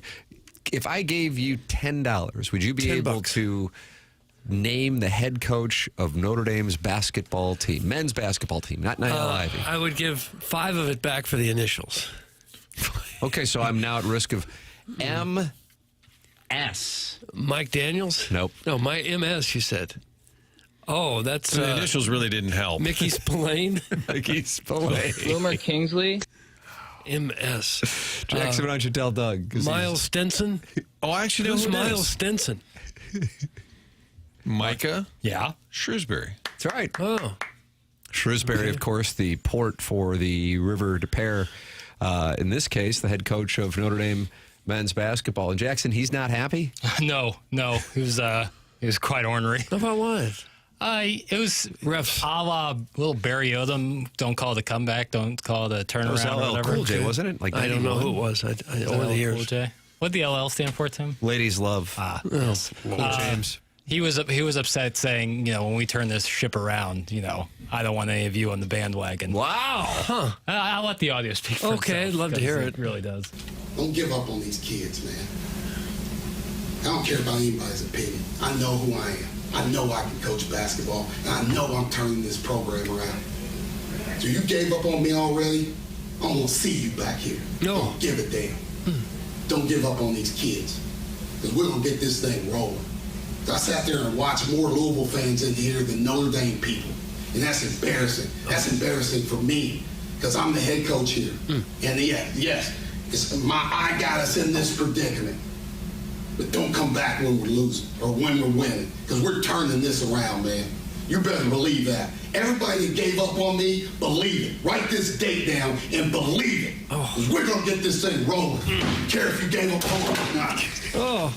That was him swatting the microphone off of the dais. They've lost 4 of their last 5. But they're going to turn around. What's their record now? It's not good, is it? 11 and 14, it appears. That's not going to do it, Martin. That's not getting you into any big dances. No. Might not even get you to the NIT. Looks like he's from the Brad Stevens tree.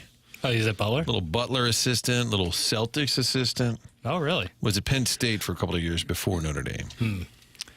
Yeah. Well, he's fired up. ILL's got a problem on their hands. Uh-oh. They need to bury that second half against Michigan State deep into the bowels of the core of the earth. In the bowels of the core of the earth. They didn't even look like they belonged on the same floor in that second half. Are you more upset about that or the Terrence Shannon? Terrence Shannon's number being named Josh upside Whitman down. actually held a press conference. The AD had to explain why the jersey was upside down. It started off with it was a bad tone they set. How do you mess that? Truly, does someone not approve? See that beforehand? Martin Marshall Falk's number was retired, and unfortunately, the banner was much like the left side of my skull, just a little cattywampus. It was a little lopsided.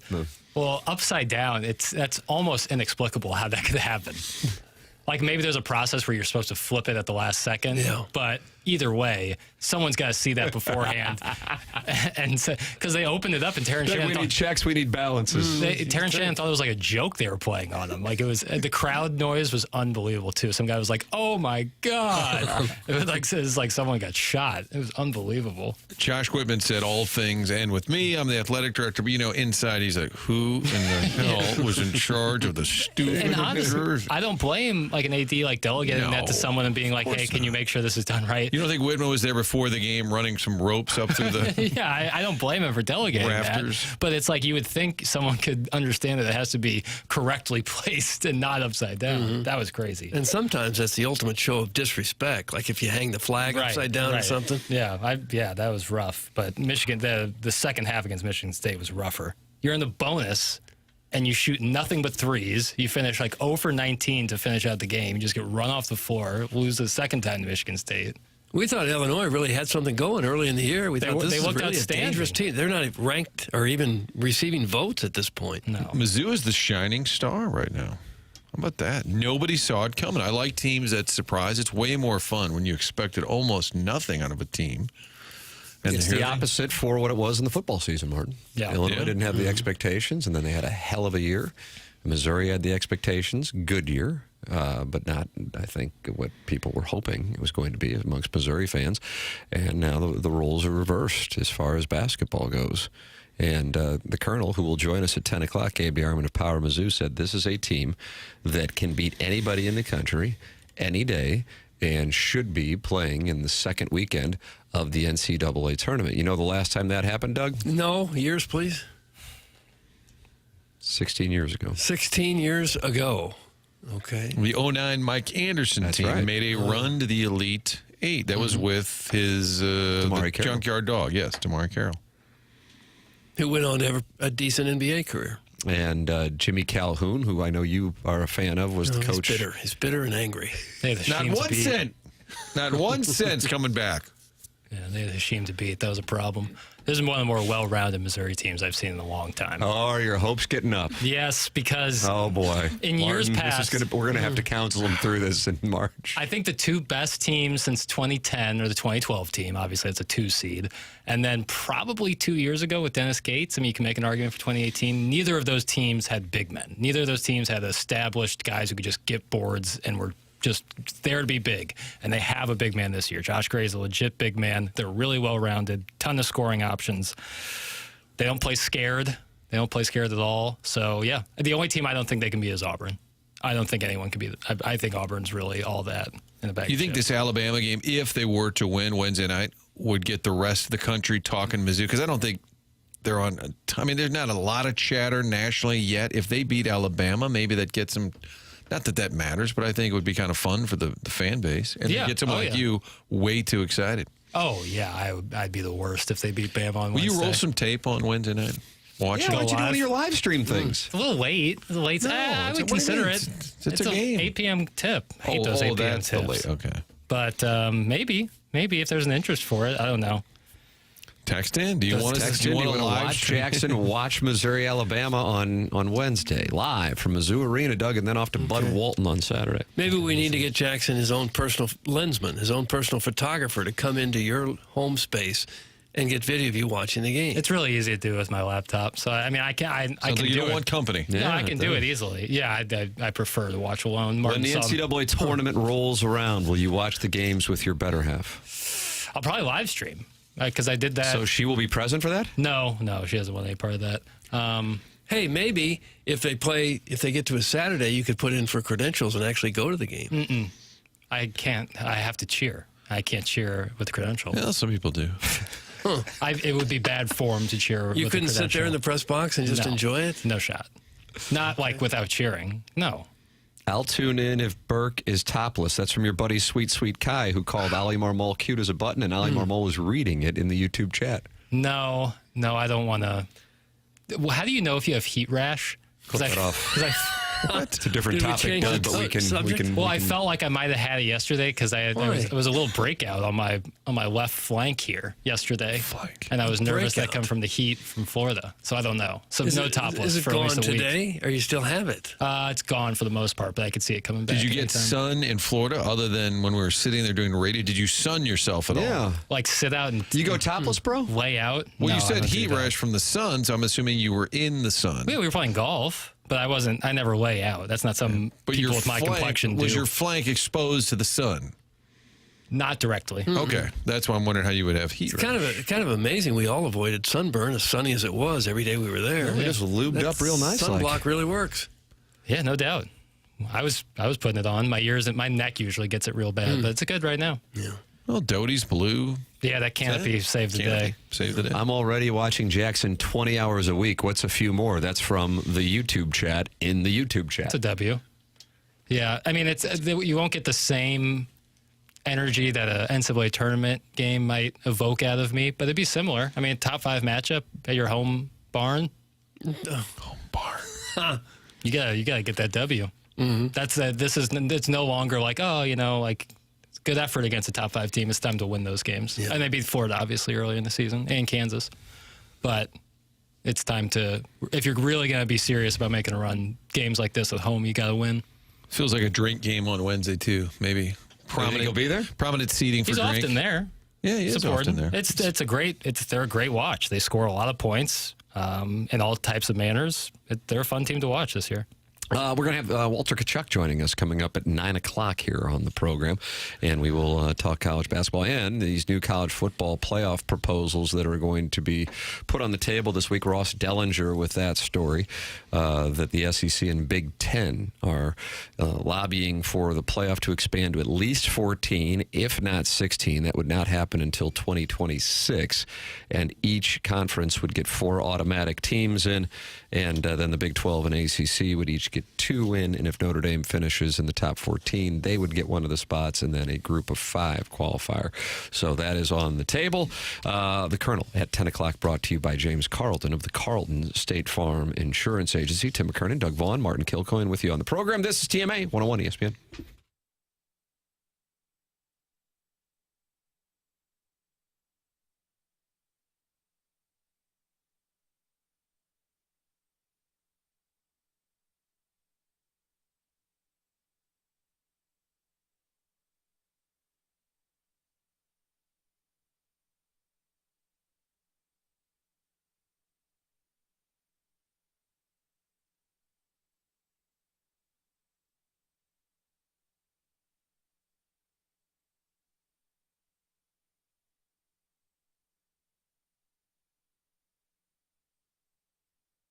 The difference between a bank and a credit union means when you're a member at the credit union, you are a part owner. You share in the success of that credit union. Together Credit Union, been around St. Louis for a long time, started in the shadows of the brewery, formerly Eagle Credit Union. So the AB employees got together, started this, and now it's available to you. And our friends at Together Credit Union have rolled out something here in 2025. It is Empower Checking, a chance to earn above market interest on the money that you keep in that day-to-day checking account. Interest paid to you each month, the checking account that rewards you for balances not based on activity. To apply, pretty simple. Go to togethercu.org or stop by any of the 14 local St. Louis branches. Work directly with one of their amazing member advocates. Get paid to save with Empower Checking. Visit togethercu.org/empower for full terms and details, or stop by 14 area locations. Sign up for the Together Credit Union Empower Checking.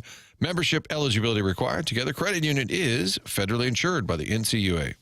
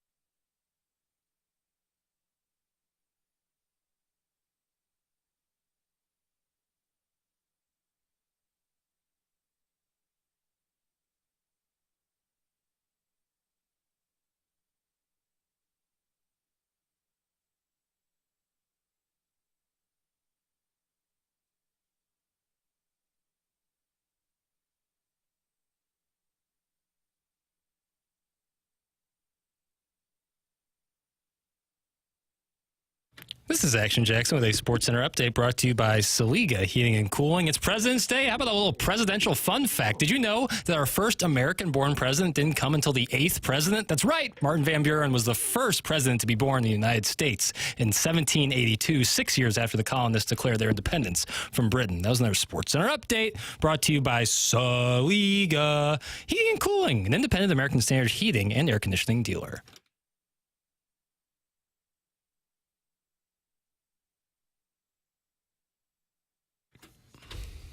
Doug, do you enjoy when presidential history is weaved into the Sports Center update? But I'm reading George Washington was born at his family's plantation in Westmoreland County, Virginia. I'm sorry. The information I have is Martin Van Buren was the first American-born president. Hold on. Well, I don't think because America wasn't created at that point yet. It wasn't America yet when he was. I guess that's it. Semantics. It was still technically England because he was born in Virginia in 1732. Yeah, sorry. Semantics are important here. All right. It just feels like it was a little misleading is all. I don't think so.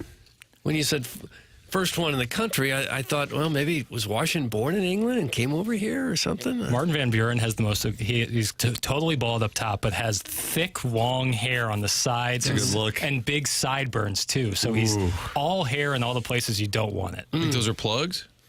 I don't think they did plugs back then. No, I'm not sure. Do you know the smallest president? Can you name me the smallest president? Puts a man to the test. It was John Adams. John Adams, I was going to say John. Unfortunately, the answer is James Madison, who his stats on the depth chart, 5'4", and he weighed about 100 pounds. Oh, my God. Little Betty Rooster, too. It is interesting when you realize that the founding fathers were most of them anyway, in their early 20s. They were, veritable kids. Sure, but the life expectancy being so short, it's a little different. I mean, only Ben Franklin was older because most of them were really quite young. You think they got after it? Well, to be that intelligent and to set up a form of government that's lasted this long, I mean, there were really some brilliant people. More presidential fun facts coming up. Okay. Oh, wow. Doug, stick around. Plus, Keith Tkachuk will join us. We'll talk to him about the presidents. Did you notice Jackson's updates are typically a vehicle for NBA information. Yeah, I call it NBA grooming. Yeah, and yet the day after the NBA All-Star Game, he has chosen not to include them. I think he's wanting to distance himself from Team Shaq and Team Chuck. Yeah, That's what I think he is doing. The All-Star Game, I can't defend How about it. the floor, the design? I'm heinous. I can't defend it. I truly can't. I love the sport. Still think it's great, but that was rough.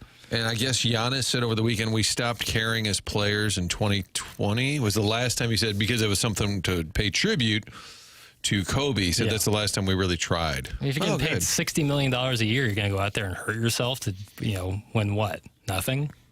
It's the nature of an all-star game in sports right now, an exhibition game. You're just not going to get guys to get fired up for it. And what about a TMA speaker being on the line as a prize pack for the listener of the month? That would change things. I'll text Silver, see what he thinks about that. Okay. Martin, I'm reading from fox2now.com regarding a significant round of snow making its way into the St. Louis metropolitan area tomorrow and tomorrow night south of I-70. This will be a very impactful event, per the 2 Fox. Along and north of I-70, including the St. Louis Metro, snowfall totals come down a bit because colder, dry air to the north may try to push this system to the south and potentially eat up the snow. But there is talk of potential big-time numbers. 4+ in St. Louis, 8 to 12 inches south of Owensville, and our friends where this signal pipes in crystal clear, Festus. 8 to 12 inches down there. Yeah. That's significant. I've seen varying numbers, but it also seemed like it was going to be a sustained storm, like kind of all day Tuesday into Wednesday. We've had it's been a rough winter. It has been. I don't feel like we've said that too often in recent years. No, but this one's been. Last year was very mild. We would go whole winters without any snow. Sort of depressing for the kids not to get a single snow day. Got to be at the point now for the schools where you really don't want to keep shutting down. I think public schools will just add on at the end, right? Don't they typically just add to? They run out of days because they allot a certain amount of days. They allot a certain few, and then all of a sudden you're going to school in June, right? You'd be a little deep there, but yeah, late May. Doug, would you like to get snowed in together? That's from Doug's Prison Walk, No, TMA thanks. social media correspondent. I don't ever want to be snowed in anywhere with but what anybody. about Doug's Prison Walk? That's different. Well, think about it. You get a big blanket, you two curl up with a good book, and then who knows what happens The next. two of us are going to read the book together? Well, you would read passages to him. Passages. I am a bad boy, and I'm testing things. Yeah, that's what you'd say. I think I don't want fun. to be snowed in ever again. And it always hits me when you go to Florida and you see just how wonderful the weather is. How perfect it This isn't going is. to play well. I mean, Chairman Coe, what are you doing? You just did Johnny Manziel? I was just playing the world's smallest violin for Ben. Oh! See, it's not going to Well, play well. That's what the chairman. I've noticed that area is a whole lot more crowded than it used to be. Driving around is like driving in L.A. now. There's so much traffic. So many people are moving down there. Somebody said that about 1,000 people a day are moving to Florida. 1,000 a day? Yeah. Wow. Something like that. Port St. Lucie, the home of the New York Mets, is is one of the fastest growing Is that right? cities in the country. I mean, it's all gorgeous down there. You get why. But the lack of best fans of baseball, toasted ravioli, there was none of that. That keeps you from moving? The fact that Cardinal fans cheer scrappy second baseman and ground balls to the right side hit by the That opposition? keeps you from the warm weather. I lived in Florida for about 8 months. A little bright. It was a little bright for me. It's a little bright. This guy doesn't like sunshine, Doug. And it's a little flat. I like a change of elevation. So therefore, you will never leave St. Louis. Not necessarily. I just need places with changes. There's plenty of places in this great union of ours that have changes of elevation and great You're making weather. a presidential speech right now? Well, it's President's Day. This great union of ours. Yeah, like you can go to a lot of great places where there's change of elevation and great weather. Well, California has everything, Yeah. but I don't think I'd want to live there. Florida is really pretty appealing. No one's stopping you, bro.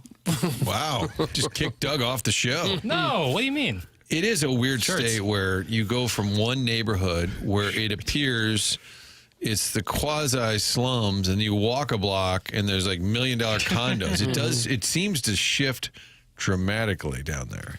Yeah, there's a lot of some of the wealthiest people in the country, in the world, living there within a mile of some really rather poor people. Parking on the grass. Mm-hmm. The fake snow day last week was an embarrassment to the St. Louis area. That's from Tervis Parish. Yeah, that one was boldly predictive, and I think it kind of underperformed. Everything is e-learning, so no snow days anymore. That's from the 618. Yeah, I don't count that. E-learning. Go by your kid's room. They got their phone out. Like, what? Yeah, I'm just doing some schoolwork. Some e-learning. I know. Nobody's doing anything. God bless the teachers for trying. Yeah, my last 5 months of college were in COVID, so I barely got that, and teachers didn't really know what they were doing in terms of the e-learning. So I would describe it as pretty nice, pretty easy. It'd be like Doug trying to fire up a Zoom for the whole class. Well, they would say it would be like start the lecture at 9 a.m., but you didn't have to turn your camera on, so I just go back to bed while being in the lecture. It was easy money. Having 23 5-year-olds on a Zoom call trying to teach them Spanish is one of the more perilous things I've ever done. Guys, now is a great time to be checking all of your connections for your heated driveways to make sure everything is working properly ahead of the storm. I heard a lot of heartbreaking stories out of Huntley last month where quite a few people couldn't order Instacart and couldn't get out of their driveways to go get groceries. Thinking of everyone in the 124 over the next few days. That's from Mr. Licks. I would love to have a heated driveway. You'd almost have to. Some of these big, enormous houses with the round driveways that go from the street clear around the back of the house. How would I like to shovel that? I wouldn't. Well, I have a carport. I don't like shoveling snow. What do you think about the carport, folks? With blowing, this is apparently going to be blowing winds as well as Yeah, snow. they might have the snow right there on their car under the carport. Yeah. A bad beat. Sure, Doug, Florida may have better weather this time of year, but do they have a lady with Terrell Suggs-sized triceps wearing pant size 48 by 26 berating you at the regional airport that still features a payphone at some hell in Dadeville? Now are you thinking twice about your love of South Florida? It was a really nice welcome home that we got. Doug pressed up against the wall, screaming at him. If you just had some common sense, you could see where you are. Sorry. Who says that? Who the says parking that? Nazi outside. No, I understand, Doug but had why 40 would you bags with think him. that that's okay to say? Ladies and gentlemen, Keith Tkachuk joining us at the top of the 9 o'clock hour. The 9 o'clock hour brought to you by Mark Hanna of Evergreen Wealth Strategies, online at evergreenstl.com. And we close out our Fisher Window and Door Store 8 o'clock hour. This is TMA 101 ESPN and the TMA STL YouTube channel.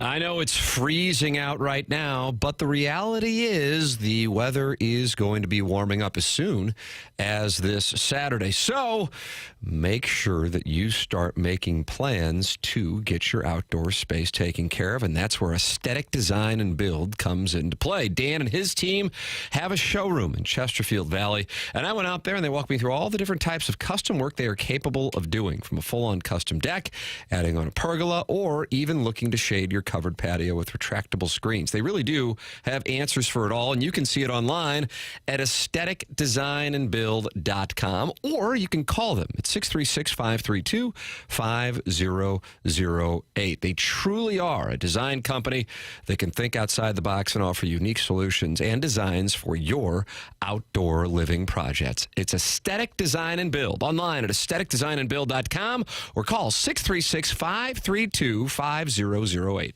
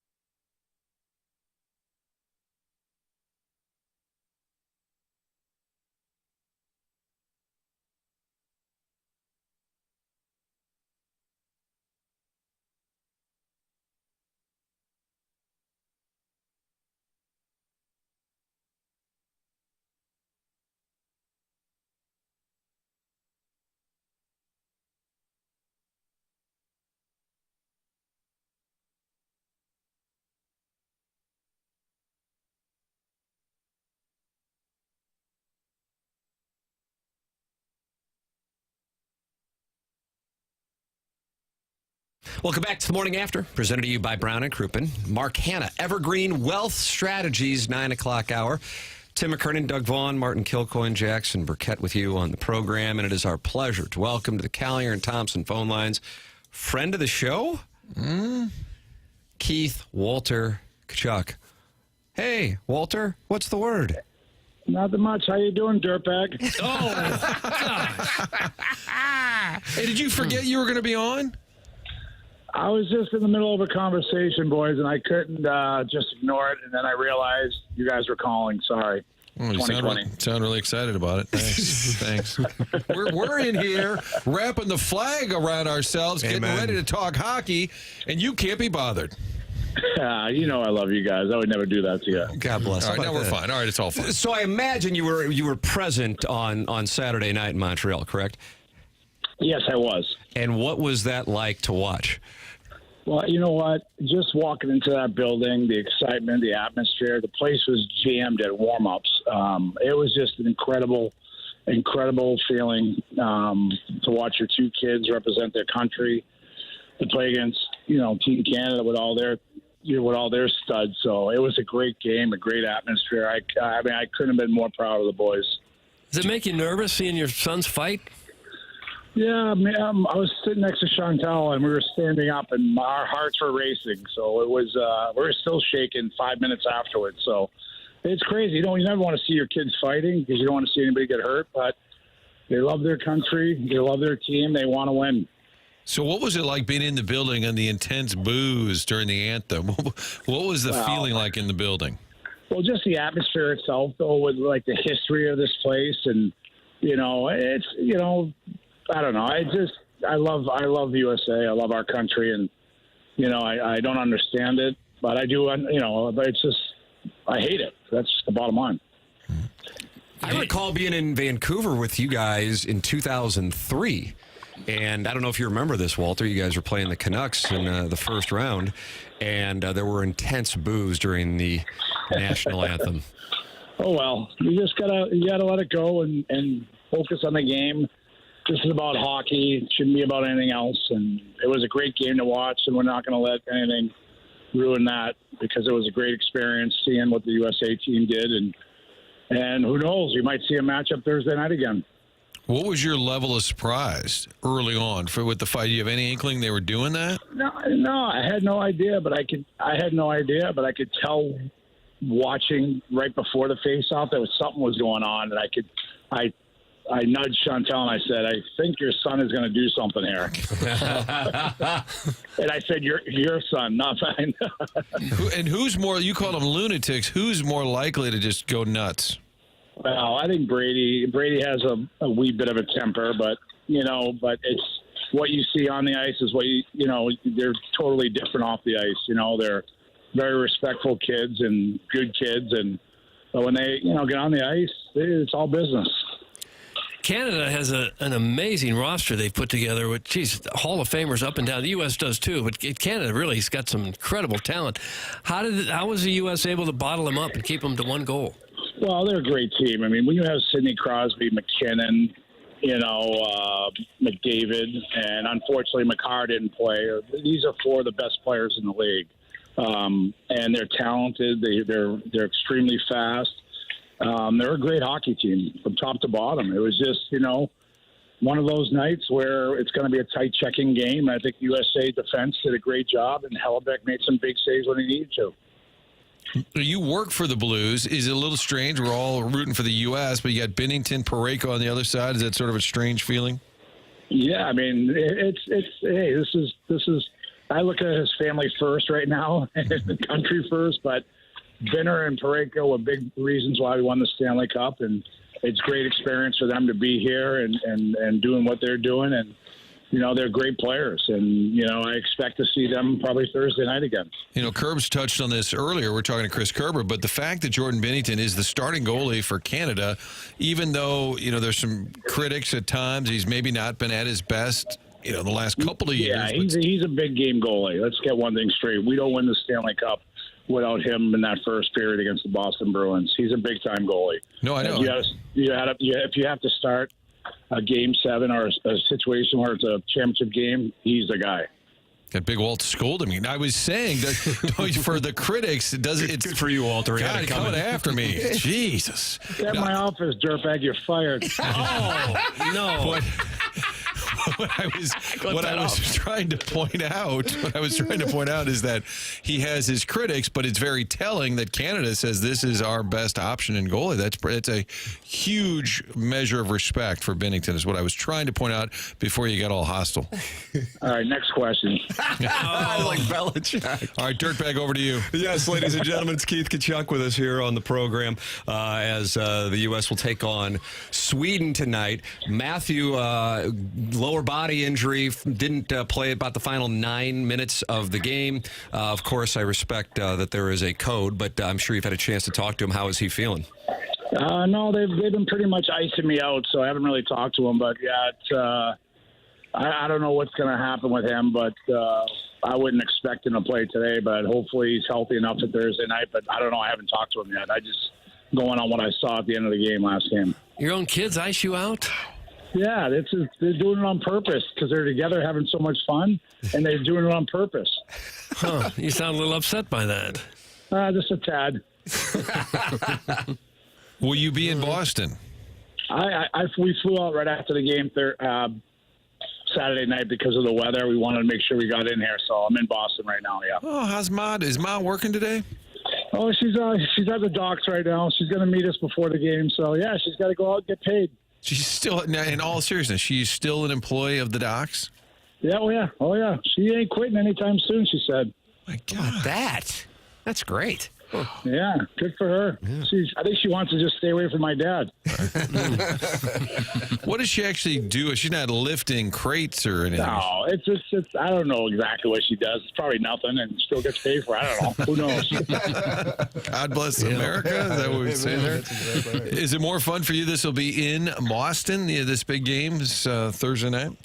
Yeah, it's probably the first time I'll actually like going to the Boston Garden where they won't be booing my son. So, you remember they played the Panthers the last 2 years in the playoffs. But it's a great building, passionate fans, and it'll be interesting to see, what it's like, especially compared to what it was like in Montreal, which was an incredible environment.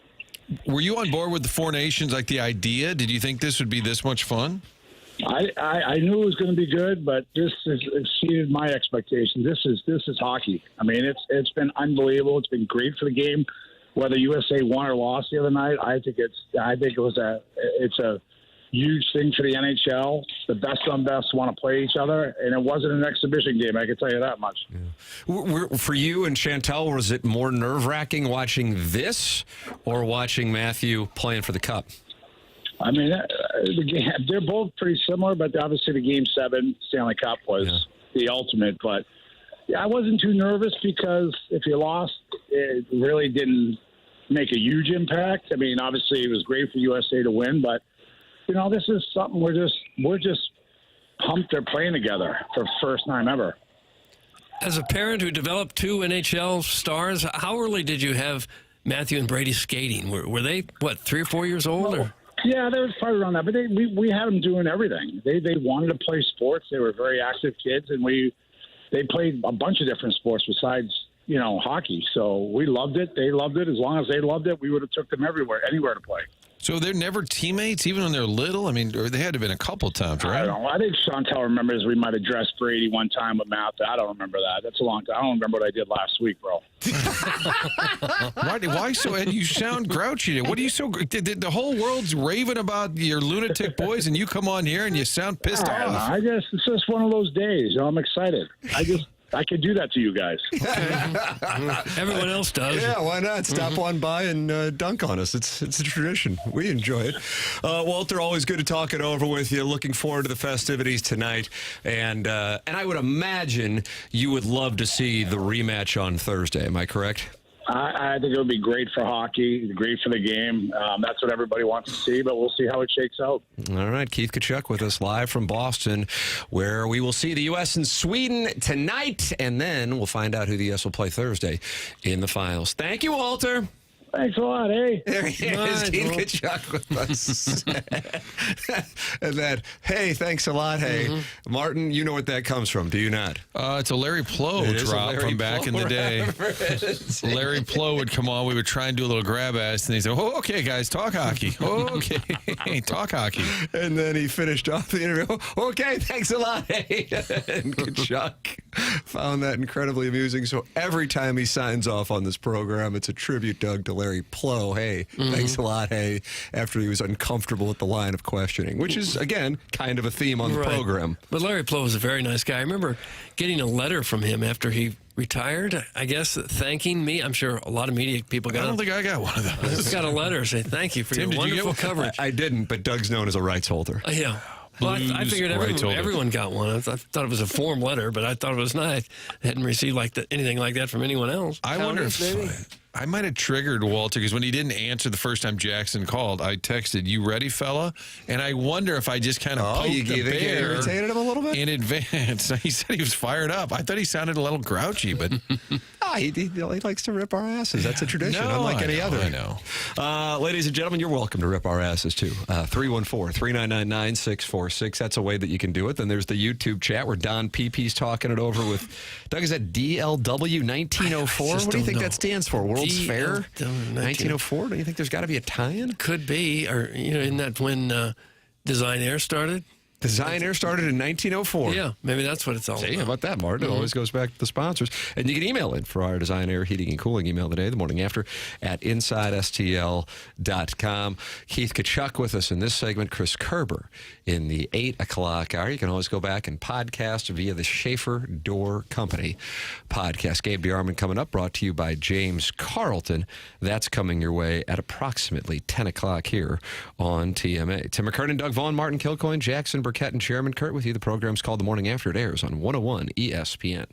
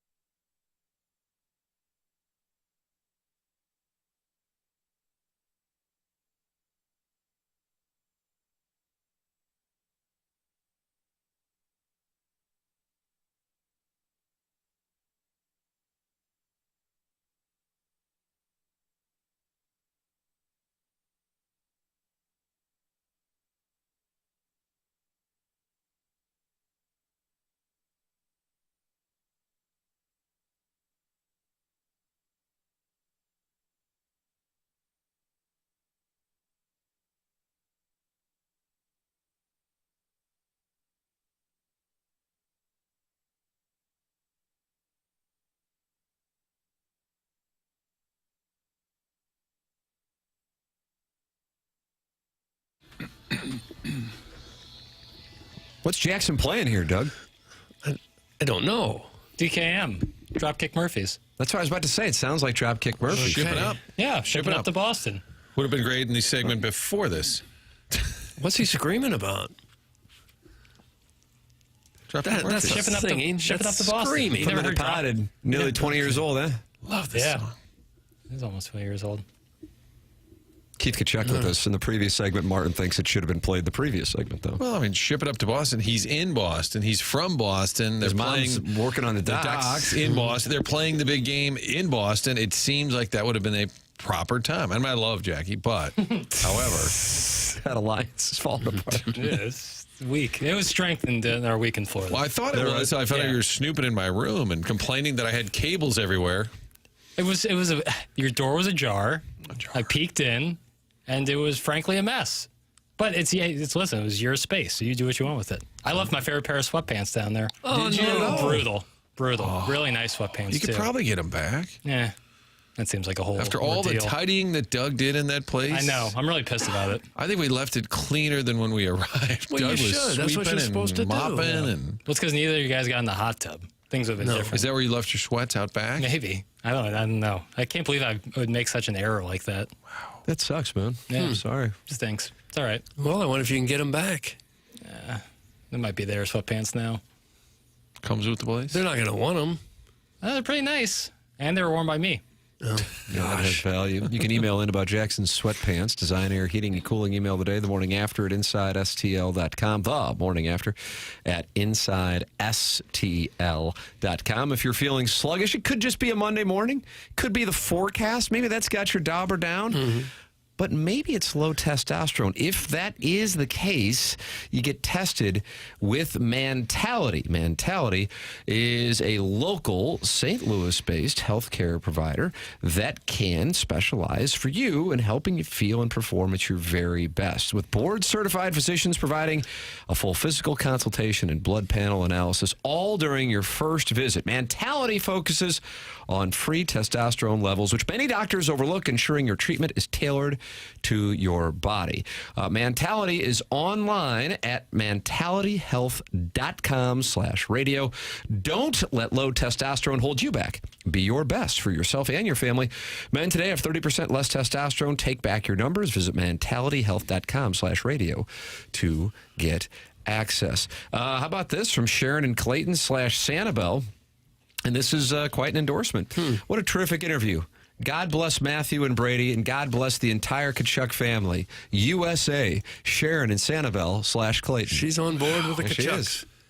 Well, I think Matthew and Brady are probably two of the most popular players in America right now in hockey.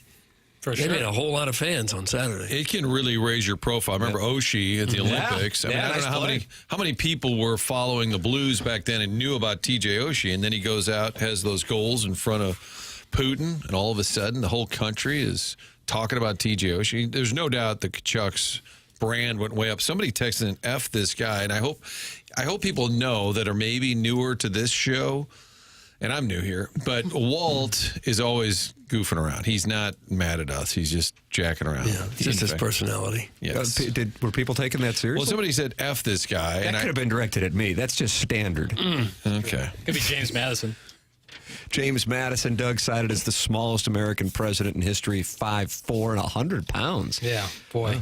Think he would have made the U-High football team? Yeah, see, I was 5'2" and 100 pounds. How did Cornfeld let him become president? Thank you, see? He'll lead us into battle. I bet there were a lot of people 5'4" back in 1776, so that probably wasn't very unusual at all. You know the first left-handed president? Oh, can we have initials, Well, please? this Jackson, You he's really loaded up. up. You did anything but talk NBA today, didn't you? He Was wasn't. Abe left-handed? No. JG is James Garfield. James Garfield. 20th president is the first. And how long is his presidency? 81 days. Obama's left-handed, I think. Is that right? I think so. He was also the first ambidextrous president. Martin, the person who sent F this guy also sent in a screenshot of something and now has issued a clarification. So they were not upset with Walter. Oh, I apologize. And it was something about Caitlin Clark, and Rob Parker tweeted out There's one person and one person only who has ruined NBA All-Star Weekend, and that's Caitlin Clark. Oh, wow. Someone threw a couple eggs in the old She's not even in the league. take generator, and that's what they got out. The take generator. There's an AI software for take generator? When you give a take like that, that's just like, all right, let's see what I can do. NBA All-Star Game's polarizing. Caitlin Clark, let's mix it up, and you get like some sort of, the take generator. You get Caitlin Clark is the reason the NBA All-Star She was invited to be in the three-point shooting contest and said, Correct. no, that's not my league. That would be disrespectful. Well, Sabrina Ionescu did it the year before, and just didn't seem like it had much legs, and so she was like, no, I'm not going to do it. Orson Wacko says Walt and his family are some of the most quality human beings walking the planet. How about that from the Orson Wacko? I regret thinking F this guy was about Walt because it came in during the interview and Walt was being grouchy, which is part of the shtick. Okay, so it goes back to Rob Parker saying there's one person and one person only who ruined the All-Star Weekend. Caitlin Clark, Martin. That is a take She generator. can't win when the player in another league won't play in your All-Star festivities. It's not even in the same league, and she ruined it. It's probably on thin ice to begin with. Do you take pot? He needs to get his takey card taken away. Yeah, that's your take. You got to regenerate after that one. See if you can't get a different one. Doug, the take generator works overtime on the fan pin. That's from Doug's prison wallet. Okay. The take generator, Stephen A. Smith has announced he's not running for president, Martin. Martin just looked defeated when I said that. Is that because you had such high hopes? Or No, I'm not disappointed in his lack of candidacy. I'm thinking, what are we doing? You're holding out for Gottlieb to announce his presidency. God. He was interviewed, and before I believe it was either New York Post or TMZ reporter could ask the question, he made it clear he is not going to run in So no one 2020. even asked him. He had to put that out front in case anyone was thinking it. Apparently had a groundswell of support. Wow. That'd be great if, like, before anyone addressed the media, they're like, I'm not running for president. Like, Arenado just runs to spring training. He's like, don't worry, I'm not running for president. I don't even know if he's old There enough. was a headline last week. I meant to bring it up with you guys, and it may have been awful announcing or one of the sites that legitimately covers sports broadcasting, but the headline said, should ESPN back up the truck, like unload the cash to keep Dan Orlovsky? Yes! And I wanted to screenshot it for Uncle Rich. My God. Piss up a rope. And then again, if it's based on per show, he might be worth it because he's on 48 shows, not only in a row, but at the same time. A lot of mileage. I get a lot of mileage out of the old Dio. 2 shows at once, Doug. It's hard to be on 2 shows at once, but he can do it. Can you check on Gottlieb's record for me while we're talking? Oh, you mean University of Wisconsin, Green Bay? Yeah. Sure. It's been a little rough this year, Martin, but Yeah, I think I it's a thought so. rebuilding year while he hosts a show and coaches the Wisconsin Green Bay Squadron. Jackson has loved this story perhaps more than any other story this year. It's Doug Gottlieb still hosting a show while coaching Wisconsin Green Bay. They're dead last in the Horizon League. Tough league, though, this year. SEC and Horizon League. Cleveland State, Dennis Gates' former school, is leading that conference. Green Bay is overall 3-24 with a 1-15 conference record. Ouch. But, Doug, they are on a win streak of 1. Okay. So things are looking up. All right, so they're 3-24, but probably more importantly, how is he doing in the Barrett Sports Media ratings? Because he's probably so at the end of the year, Doug Gottlieb's got to kind of weigh both. Right. It's like if I'm leading, like I can't be last in both. You know? And if it's a national show, but it's based in Green Bay, does that put you in kind of a smaller market? I'll find out for you right now. All right, those are questions we need to answer. Josh Schertz has tried to co-host a show, and he may want to just focus on the Pelicans and not try and co-host this show, Doug. Doug, tough loss against the Ramblers. I've offered to step in and do some coaching. And then he would come in here and do the program. Yeah. So far, he hasn't taken me up on it. We almost texted the Dish, Brian Kunderman, and Coach Church or Chris May when we were stuck at O'Hare because they were playing the Ramblers. Oh, yeah. We were about to say, can we hitch a ride? And we'll carry rides, How long of course. were you guys sitting at O'Hare? Hour and a half. But then the worst part was on the plane. We sat for an hour and a half, like waiting to de-ice. Yeah. So combined about 3 hours. So would you depart Chicago like at midnight or something? 11:46 or so it took off. Yeah. The And then de-icing. Doug was berated by St. Louis area security. That's right. 2 Good different one. ones. Uh-huh. And the person You had cleaning any the floors. common sense, you'd know where you were. Well, just give me a sign or something where I'm supposed to stand. It is pouring down rain out here. There was the airport was empty other than people there assigned to yell. There was a thing that said the freedom of speech booth. Did you guys see this? There was a booth? It's in the airport. It's called the freedom of speech booth. I have no idea what that means. Did you go in there and start yelling at people as they walk by? There's a booth that says, it's right by where the pasta house is, across the way there. It says the freedom of speech. But do you need that at an airport? Freedom of speech booth. They have that chapel. Can't we just assume that we have it? I don't know. Well, it seemed based on the employees there that they were exercising their First Amendment right. They were. The freedom to berate. Gottlieb 14 on the national sports radio shows, according to BSM. Okay. So they had a good radio year, but maybe not a great basketball year. How are 3/4 of you guys gold and bronze, and then you have the ghost, Jackson? Weren't you all in the same place last week? That's from the Arnold Water Tower. I don't know what to tell you, man. My skin just doesn't. I don't really feel gold and bronze. Doug, are we gold and bronze? No, I didn't get much of a tan at all. I don't know what to say. I don't tan ever, so it's not surprising that I came back as pale as I left. But what are you Could gonna be do? just the lighting on us right now. Could be on the YouTube channel. I simply do not tan. Like it just doesn't. Never? No, I just burn.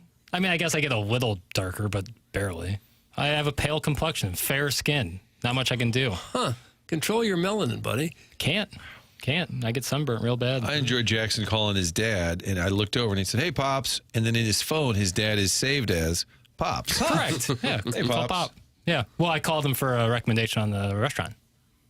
Food Shack. And then I berated him. Oh, good call. By the way. Great so recommendation. Good. I was really hungry that day. That food hit the spot. That was great. A lot of great food down there in Jupetown. Wow.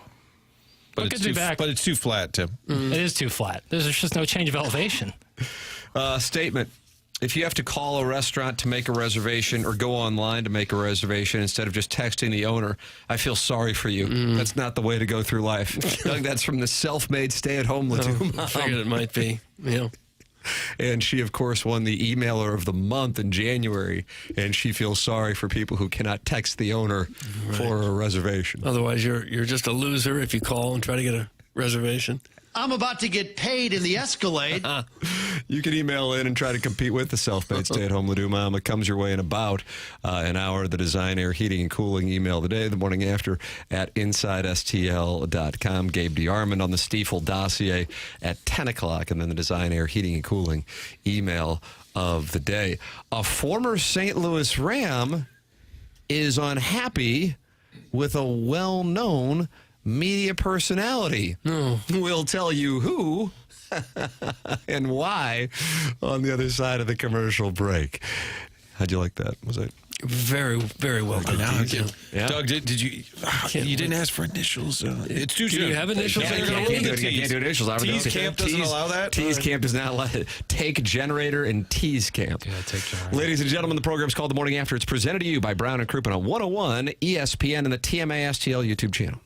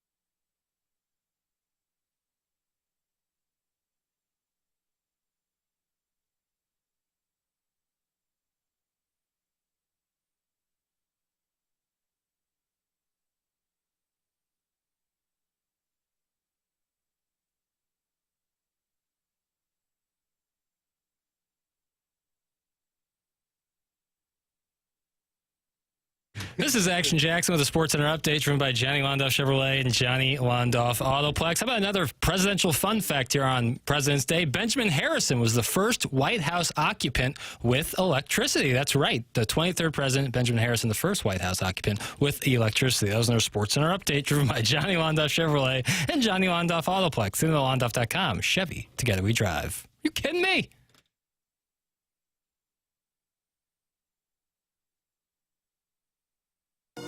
Give me that daddy butter. Give me that daddy butter. Give me that daddy butter. This is the remix. Give me that daddy butter. President's Day remix. My biggest Give me hit. that daddy butter. Give me that daddy butter. Give me that daddy butter. Called the Give me that colonoscopy. daddy butter. Give me that daddy butter. Give me that But then you daddy can butter. hear Steve Give me Winwood. that daddy butter. And he's going to be here Give this me that weekend, daddy right? butter. I think so. Give me that We may Are you going to perform. perform this? Probably. So you're What going to they be want. like the special guest star. Like, who was the biggest surprise last night at Saturday Night Live's 50th anniversary The biggest celebration? surprise? Yeah. Kim K. They put the You little... think bigger than Jack Nicholson? Nicholson, how many times did he host? Probably a lot. The Yeah, Chiron... but he's 87 and he doesn't really make public appearances anymore. Only Laker games. Paul McCartney at 83 was performing. Yeah, and he did a hell of a job, too. They put that little Chiron up of like the person. It was like Kim Kardashian hosted one time, and she was there. She was. That was quite a crowd in the audience, though. Huge. Letterman just sitting there. I think, remember the Costas story? He said Jack Nicholson doesn't do TV. Did he host SNL once? I would be shocked if he didn't. Well, he was known for saying, I don't do TV. He's friends with Adam Sandler going back to the film Doug, 1990. I don't know the years. I'll say 99. Anger Management. Okay. Good. Might be off on that one.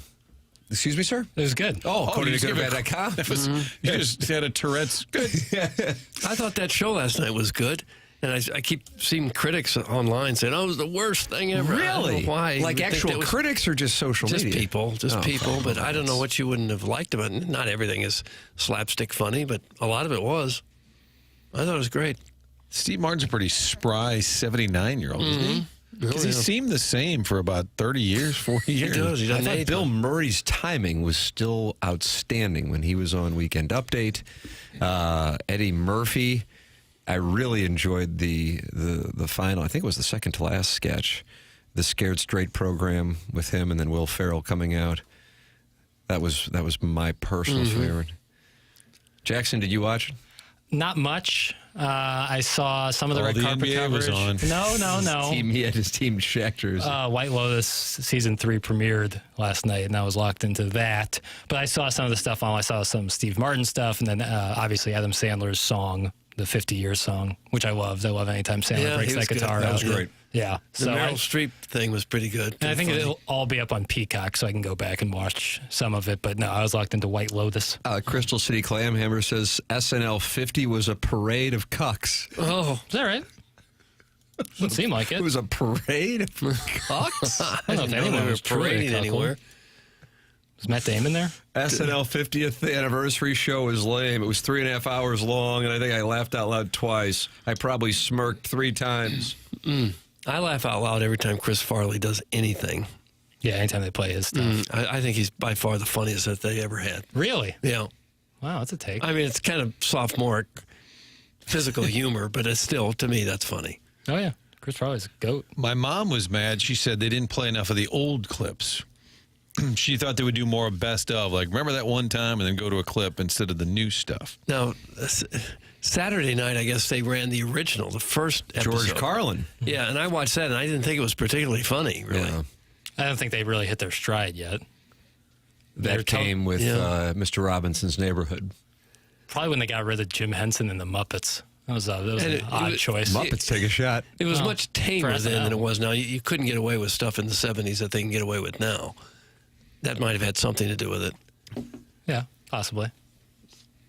Yeah, you should watch that Saturday night movie I was showing you. I don't like to be told what to watch. The first 90 minutes before SNL started. It's a feature film, and it was great. Jeopardy with Eddie Murphy playing Tracy Morgan's Slade. That's from Chef Todd. I agree with that. That was outstanding as well. Do a lot of people say like Eddie Murphy's one of the greatest SNL cast members of all time? I would, Martin, you like Mount Rushmores? Yeah. Eddie Murphy. Will Ferrell. Chris Farley, Will Ferrell. Belushi? I mean, early on, you got Belushi and Aykroyd. I don't think Belushi was that funny. He wasn't that funny to me.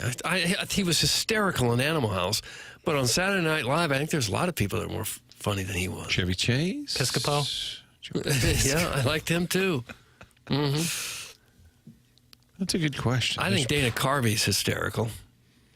Schwing. I feel good about my first three on my Mount Rushmore. Yeah. Who were they again? Eddie Murphy, Will Ferrell, Chris Farley. I feel really good about that. Yeah. And I'm thinking about their work on the show. Right. Because if you, I'm not extrapolating because Chris Rock was on the show, but he's only on the show for a season. Yeah. Daryl Hammond in there anywhere? No. Gilda Radner. What? How do you? Did you watch all the old seasons, or you just?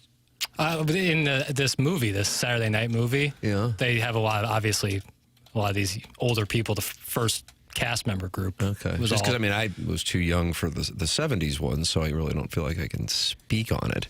But Eddie Murphy owned it in the 80s, and Farley in the 90s, and Will Ferrell in the aughts. Would you consider Entertainment Weekly a pretty good outlet to rank them? Okay, so they have the top 30 SNL cast members of all time. They worked in reverse order, so I had to get past Bobby Moynihan to get down to the top 5. This is according to Entertainment Weekly. Number 1, Eddie Murphy. Nice. Doug, that's huge for me. Okay. Number 2, this is a big miss by all of us. Is it Kate McKinnon? Phil Hartman. Oh, Phil Hartman's a great play. Rest in peace. Phil Hartman and Kate McKinnon are great plays. Bill Murray, number 3. Bill Hader, number 4. I think Bill Hader's a great play as well. So funny. And he had a long run there, too. Yeah. Really good run, too. That group of cast members was rock solid. He wasn't on last night because of his anxiety in performing live now. Is that right? I read that somewhere, yeah. He said he's developed so much stage fright in performing live that he didn't want to be interesting. His show, Barry, that was on HBO, is incredible. That's really good television. On this list, Gilda Radner is number 5. Norm Macdonald. Will Ferrell is 6th on this list. Then Dan Aykroyd, and then Belushi. I would say they're never separated. You can't mention one without the other. They go Aykroyd 7, Belushi 8. Kate McKinnon, number 9. You guys want to close out the list? Doug mentioned him. Dana Carvey, number 10. It's a nice play. Yeah, I thought he was great. You ever see the film Opportunity Knocks? I don't think I have, no. 91. Jackson, have you seen Opportunity Knocks? Opportunity Knocks. I don't believe I've ever seen the film. Really good. Is it? You got to watch that and come back with a review. It's got a nice 11% on Rotten Tomatoes, but we know that's not. Robert Loggia's in it. Love that Robert Loggia. He's a University of Missouri product. Is he really? He sure is. Sopranos, Scarface. He's a real heel in Sopranos. I mean, he's really, from the get-go, he's really mean. But I think he's best known for playing the piano with Tom Hanks in Big. Yeah, love Big. Maybe so. Big is great. But otherwise, he was a heel. Rotten Tomatoes, the consensus from the critics was Carvey is an accomplished actor who can sell a real character. I wish the screenplay had developed that side a little more and gone easier on the standard crime stuff. I guess I don't really have a consensus for this. What a great review. Yeah, just not great. So make sure you watch it tonight, all right? I'll fire it up. Just kidding. Never. It doesn't looks awful, to be honest with you. That's why I wanted you to watch it and see how. I think Dan Carvey's funny, but I don't think it was his turn. They gave him a lead vehicle. Yeah. And it didn't. That doesn't always work, you know? Some people just can't be the leading man. They made a movie out of One Night at the Roxbury, became a movie, and all the bit was them just nodding their head while the music played. Now, that's pretty good. A good question is, what's the best SNL sketch to turn to a movie? You go Blues Brothers? Do you go Wayne's World? MacGruber of recent years? I don't know if MacGruber's good. That's going to be others receiving votes. Yeah, I would say Blues Brothers. All this stuff predates you so much. I feel like I can't speak on Blues Brothers. Well, I can't speak on what it was like the cultural discussion around it, but I like the movie a lot. And I like this guy's an old soul, Doug. He really is. Well, goodorbad.com. You got to go back into the annals of history. You haven't seen Opportunity Knocks. Yeah, it's a miss. That's a big miss. It's a big miss. That was 1992. Did you ever see the massive head wound Harry sketch?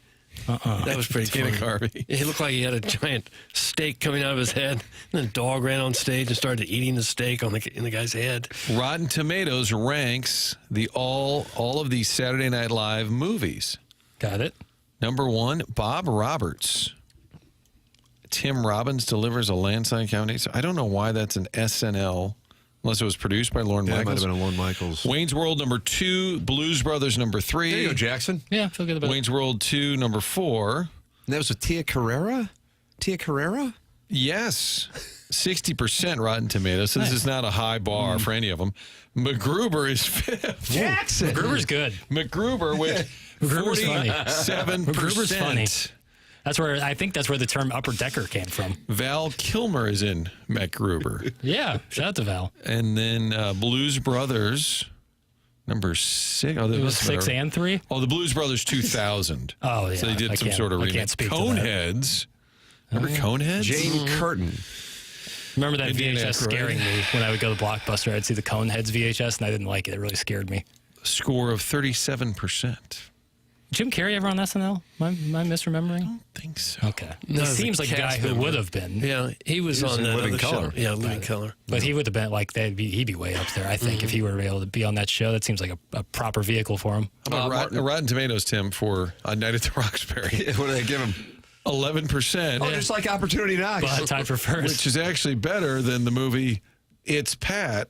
With Julia Sweeney. She didn't get Dave an appearance Foley. last night, I don't believe. Kathy Griffin was in it, but It's Pat received a 0% rating. Oh, no. 0%? I don't know if I've ever seen a 0%. Wow. That's bad. Oh, my. I deep teased this story. ESPN's Adam Schefter is highly regarded as one of the most prominent NFL insiders, but the accuracy of his reporting has been questioned on more than one occasion, and that occurred again Sunday night when most NFL fans think about the playing career of four-time Pro Bowler Richie Incognito, who I one time saw take his shirt off and challenge people to fights at Flannery's on Washington Avenue.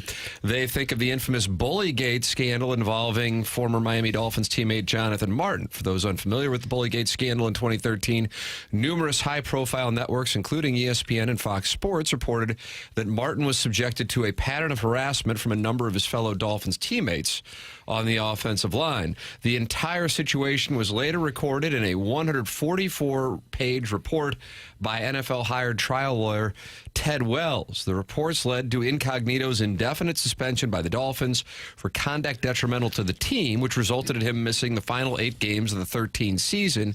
Meanwhile, Martin never played for the organization after the alleged incident. Incognito, who was also accused of being a dirty player several times across his NFL career, sat out the 2018 NFL season before joining the Raiders in 19 and playing until 2021. He played for a long time. Yeah, he was a good player. In a conversation with ESPN earlier this week, Martin spoke about the alleged incident, admitting that he never believed for a second that he was ever being bullied by Incognito or any of his other teammates. Quote, "I never believed for a second I was being bullied. It's a story that I've been trying to fix for 10 years. And this prompted Richie Incognito, who had been declaring his innocence publicly ever since the incident, to blame ESPN, Adam Schefter, and other, quote, legacy media outlets for running with the story that he claims was crafted by Jonathan Martin's mom. Quote, he couldn't cut it in the NFL, so he quit, and his mom blamed me," wrote Incognito on a post on X. "Legacy media pushed the narrative long and far. Too bad it was all a lie. They lied to protect his money. He quit. The team had every right to claw back that money. His mom started the bullying narrative with ESPN and Adam Schefter so that the Dolphins wouldn't go after his signing bonus." How about that?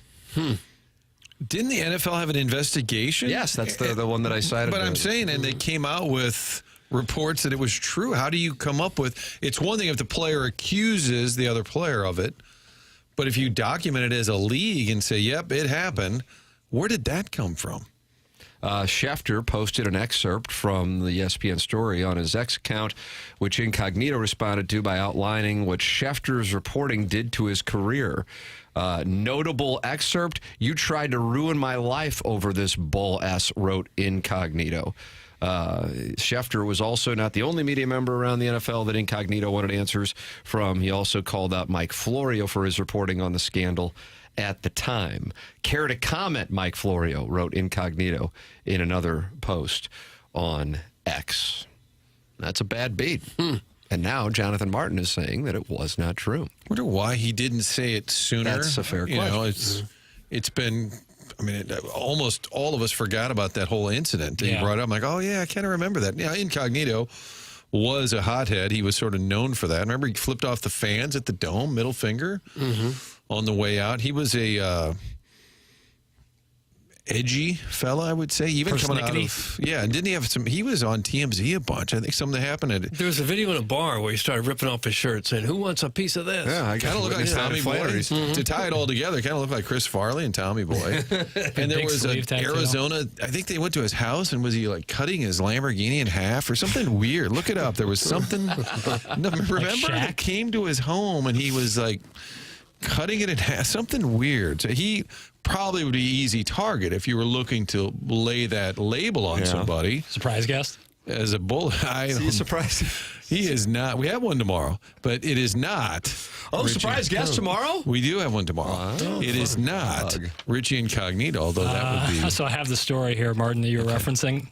Richie Incognito smashes up own Ferrari with baseball bat. Okay. Why would be the question? The police went to Incognito's home after being contacted by TMZ Sports with his black Ferrari with several dents in the hood. No further details. But yeah. He was reading some Schefter tweets and just went outside and started beating the crap out of the car. Martin, I know you have onboarding at 10 o'clock, but you'd like to tell Doug about something. Yeah, I think I'll be onboarding with Haim, actually. He's in Jupiter. I'm here, but we'll be on the same Zoom, I believe. I do want you to go to Design Air for all your heating and cooling needs. We tell you that all the time, but it's real simple. When the furnace isn't working, that's not something you can fix easily. Doug's tool belt comes in handy, just not when it's your furnace. So make sure you contact Design Air. Online, it's designairservice.com to set up the appointment. All of their technicians are experts at repair. They are not there to sell you something you don't need. There's a reason they've been around since 1904. Seth Goldcamp and the family now in their fourth generation as a family-owned business based right here in town, of course, and longest-running TMA supporter, advertiser. You know about the email of the day. That's brought to you by Design Air. Again, support the sponsors. It's designairservice.com. But also, Tim, you mentioned former Rams and the T's, and my head was sort of spinning with ideas. I do know that Marshall Faulk's going to be at our big event coming up Saturday, March 15th at the Frontenac Hilton.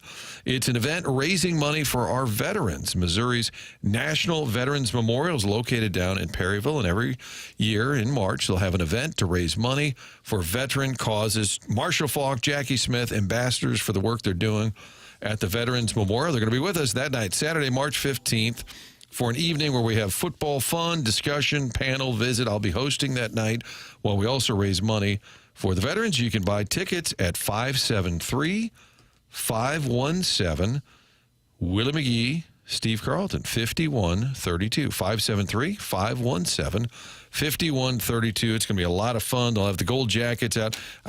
Is it hackneyed, Tim, if I went to Goodwill and got like a gold jacket? Yes. Because, so should I No, not? you need that. You definitely need that. Iggy and Larry Nickel had it when when they called the producer Joe fight. Yeah. Well, come join us Saturday, March 15th at the Frontenac Hilton. I will or will not. I may or may not be wearing a gold jacket. Looking forward to it. Ladies and gentlemen, Martin heading to onboarding. James Carlton going to be with us here as the Colonel will be with us to start the 10 o'clock hour. We close out the Mark Hanna Evergreen Wealth Strategies 9 o'clock hour. Mark Hanna online at evergreenstl.com. Send your emails in because on the Stiefel dossier, the Design Air Heating and Cooling email today coming your way at 10:50. This is TMA presented to you by Brown and Crouppen on 101 ESPN and the TMA STL YouTube channel.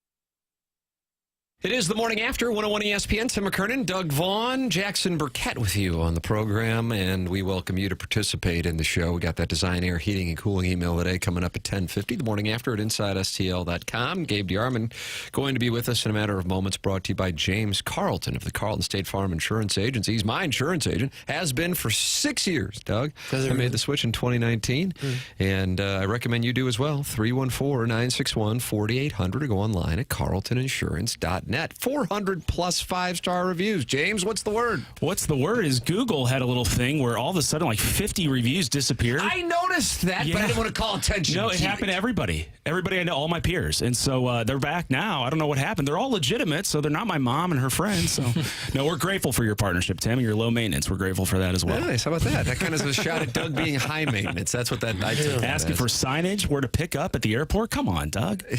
Well, just let me figure out where I am. You got to have some common sense to know that. Okay, sorry. Ladies and gentlemen, it is our pleasure to welcome to the program via the Callier and Thompson phone lines the Colonel Gabriel P. DeArmond. Morning, Colonel. What's up, guys? How do you like the Kansas City airport? New airport? I haven't been to it yet. Phenomenal. Oh, James, you say it's phenomenal? Absolutely. Yeah, it's better than the old one. I mean, there's a place I can eat, but my thing in Kansas City is my parents live 10 minutes away. I'm usually not hanging out in the Kansas City airport for hours. So I kind of like the old one where I could just like drive right up to the curb and walk in and be on the plane. Oh, that's nice. Here in St. Louis, the security berates you when you're waiting for a ride. And Doug was on the receiving end of that on Saturday morning at around 1 a.m. They really give you the business here. If I ran into Doug at 1 a.m., there's a decent chance I would berate him. No, everyone else is. You might as well. Ladies and gentlemen, Gabe wrote his 10 thoughts for Monday morning, and this is something that we talked a little bit earlier after Missouri had the big second half against Georgia.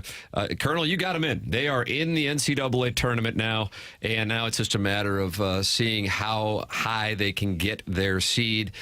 That was stamped, you say, on Saturday in Athens.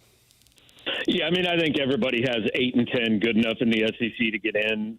That would involve 6 straight losses. And if I were Missouri, I'd probably go ahead and at least beat South Carolina so you don't end with 6 straight losses, including your worst loss of the season. But, yeah, they're in. And in addition to your thought on Missouri being in now, breaking down Dennis Gates and the turnaround from last season to this season. And you've got some data on that really drives home what has gone on in 365 days. Yeah, no team in a major conference, and that includes the Big East, and I started in 84-85 when the tournament went to 64 teams. No team has ever gone from winless to a winning conference record, and only 2 teams have gone from winless in conference to the NCAA tournament.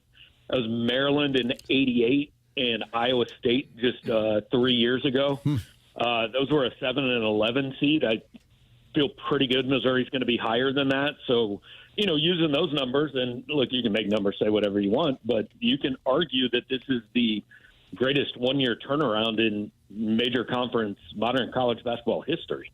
How about that? How many teams have ever gone winless, though? Have there been a lot of them? In that time, believe it or not. Northwestern did it 3 times, including twice in a row. Nice. But, yeah, there have been a few. Only one SEC team, 3 or 4 Big 12 teams, I think. Colonel was talking this over. Jackson's a young boy. He's 26 years old. He's spry. And when is your birthday, Jackson? March the 13th. So you probably won't experience Missouri NCAA tournament basketball on that date, I don't think. I don't think the tournament would start then. No. But his hopes are high. The rest of us in here, we've all had our hearts broken many a time. Jackson's kind of limited to Norfolk State. So with that established, does this Missouri team have more potential for going deep than any team that you have covered since being at Power Mizzou, which goes back about a quarter century, minus the 2009 and 2012 teams? Would that be, in 2012, of course, the famous Norfolk State debacle, but as far as like when you're looking at the roster makeup? Yeah, I think so. The tournament's such a crapshoot. Missouri's deepest run came when they were legitimately the last team in the field.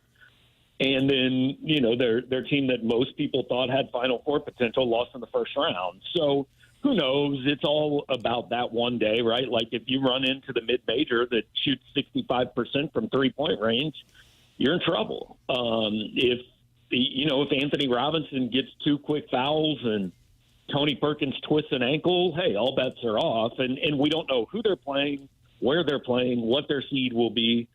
But, yeah, I think Missouri fans should go into the tournament thinking this is a team that, if things break right, has the ability to get to the Final Four. And when I watch them, I don't really see too many teams in the SEC who's loaded that have more height and athleticism than they do. I mean, every single one of those guys can throw down. I mean, even Anthony Robinson, Jacob Cruz, I didn't realize he's 6'8". A lot of size. I mean, my goodness, all these guys have tons of upside athletic ability, and they're just so fun to watch. You get it from a different guy almost every night. I mean, Pierce, I think, went a couple games without scoring, and then he got a little hot in Athens, and then Robinson maybe had his best half of the year in the second half. I mean, it was unbelievable. They have so many ways they can beat you.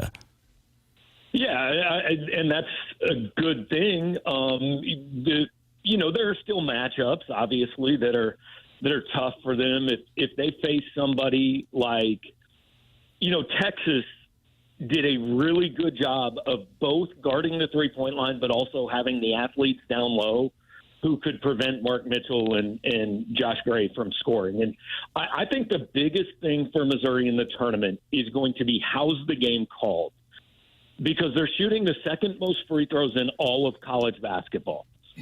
And if they get into a tournament game where officials just say, we're going to let this be a war, which happens a lot in the NCAA tournament, then, they're going to have to shoot well from outside, because they get a very low percentage of their points on 2-point baskets. It's basically threes and free throws. And so if they run into a game that's officiated like the Texas A&M game was, are they able to overcome that in a game they don't shoot 20 free throws? And we've seen, look, I said this about Kansas for years. The reason I always thought they lost a little earlier than they were supposed to was because they would play an entire Big 12 season, and the whistles favored them every game, especially at home. And then they would get in the NCAA tournament against the 7th seed, and all of a sudden those calls that had gone their way all year didn't go their way. And I thought that led to a lot of the early upsets. So I think that'll be the biggest factor for Missouri in the tournament, is just how are they going to call the game, and can Missouri adapt to it? Do you notice Gates doing much different this year tactically than he did last year when they didn't win a game in the conference? Well, I mean, he's got the players to play the way he wants to play, which is, again, shoot a lot of threes, play more transition, get a lot of steals. So I don't know if it's tactically so much as just he has the talent to let him play the way that he's kind of always wanted to play. I think the biggest strength for him is, I was just talking to C.J. Moore was in town from The Athletic to do a story on Missouri last week, and I was talking to him at the game, and he said, I talked to Gates, and he said he didn't change really much in the way he acted and the way he approached things last year. I said, no, he's the same guy. I mean, on the sidelines in a press conference, you would not know if Dennis Gates was 24-8 or 8-24. And when it's going poorly, that frustrates people. But when it's going well, it's viewed as, this great thing. Gabe DeArmond with us here on TMA. He is brought to you by James Carlton. Colonel, I was reading on Power Mizzou this weekend about Ross Dellinger's story. I was listening to their podcast on my way to the studio this morning, Pat Forty, Dan Wetzel, and Ross Dellinger, about the meetings going on in advance of next week's plans to discuss the college football playoff changes beginning in 2026. And it's just a case of whether or not there are going to be 14 teams or 16 teams. And one of the elements, and you are outspoken on this, and I share your opinion on it, is that both the Big Ten and the SEC would get 4 automatic qualifiers. The Big 12 and ACC each would get 2. The group of 5, highest ranked team would get 1. And then if Notre Dame is in the top 14, they get 1. I don't like the idea of the 4 automatic qualifiers, and I saw what you said, and I share your exact thoughts. If the SEC deserves 7, then they deserve 7, but just to automatically give 4, what happens if it happens to be a down year? Take your pick of whatever conference. Number 1, how likely do you think that this is, that it's going to happen? And number 2, do you think this means we're going to see 9 SEC college football games in conference now? Yeah, I mean, this has been on the back burner for a couple of years now, and the whole thing is the SEC and the Big Ten want the guaranteed spots, and if they don't get them, there's the threat of them saying, cool, we'll just go do our own thing. The rest of you have fun playing minor league football. So the other leagues might have no choice, but I went back this morning to 2012, which was, the first year of SEC expansion. And in that time period, if you take the Big Ten and the SEC combined, there's exactly 1 season in which they wouldn't both have had 4 teams in the top 16. I mean, if you include, obviously, like Oregon and Washington now as Big Ten teams, even though they didn't used to be. I mean, it's going to happen anyway. So, the NL Central isn't guaranteed 2 playoff spots. If your second team is good enough to get in, great. But if they aren't, they don't get in. And I do understand the argument of the reason they want to do this, and it's all money. But the reason they want to do this is they want to be able to go to ESPN and Fox and say, hey, we need more money for our games. So what we'll do is the SEC will go to 9. We'll set up this Big Ten versus SEC thing. But the trade-off is you have to guarantee us spots in the playoff because we don't want a bunch of teams beating each other up and ending up 9-3. And watching 11-1 SMU get in the playoff over us. And so, I mean, I kind of get the logic. I just like the argument that a lot of people had against the playoff was you're going to make the regular season meaningless. And I think that proved completely wrong. However, I mean, let's say Alabama and Georgia both start the season 9-0, right? Okay, why try the last 3 games of the year? None of them matter. You were exponentially increasing the chances that you're going to have games that teams just don't need to try in. And I hate the idea of guaranteed spots. The SEC is good enough to get 4 every year. Just go get them.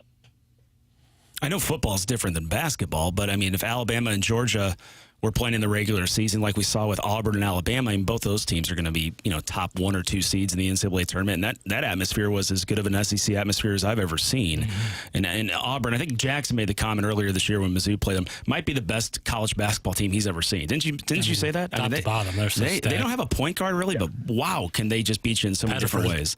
Yeah, and so I mean, I think they've got 14 quad 1 wins. It's already a college basketball record. Oh my God. And they have 6 games left to play in the regular season. I mean, they can lose, but it's their fault if they do. I mean, you have to play well and they have to be off. And we're talking about that baseball analogy. I know these smaller market teams, I mean, it's really tough to compete in this environment. But one thing I noticed about Mizzou, I think Mizzou is either second or third to last in the SEC in terms of revenue. And look at the last, 12 months. I mean, Mizzou's borderline CFP and then obviously going to be a tournament team. You got to give these coaches credit in Columbia for what they're doing with a lot less resources than some of these other schools. No question. I mean, I think there's a chance Missouri ends up without an all-SEC player in basketball this year. First team. They'll get somebody, Bates or Grill, on the second team. But, and they've got a chance to finish, honestly, as high as second in this league. I think probably 4th or 5th is more likely. But, that's a great coaching job. And back to the revenue, and I know this wasn't your point. I understand why the schools want to make more money and all that. But the one argument that I don't get from fans is, oh, great, we're going to get more money from ESPN.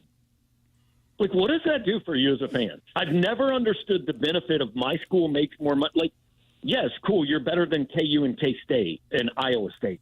But you're already making more money than those teams. You're making more money, but so is every team you compete against. So how does this more money from ESPN for 10 power conference games actually tangibly benefit you or your team? Now, I like the more good games and all that, but I don't like them because it might make Missouri $5 more million. I like them because I get to see more good football. I guess maybe people think more money, more NIL money, you buy better players.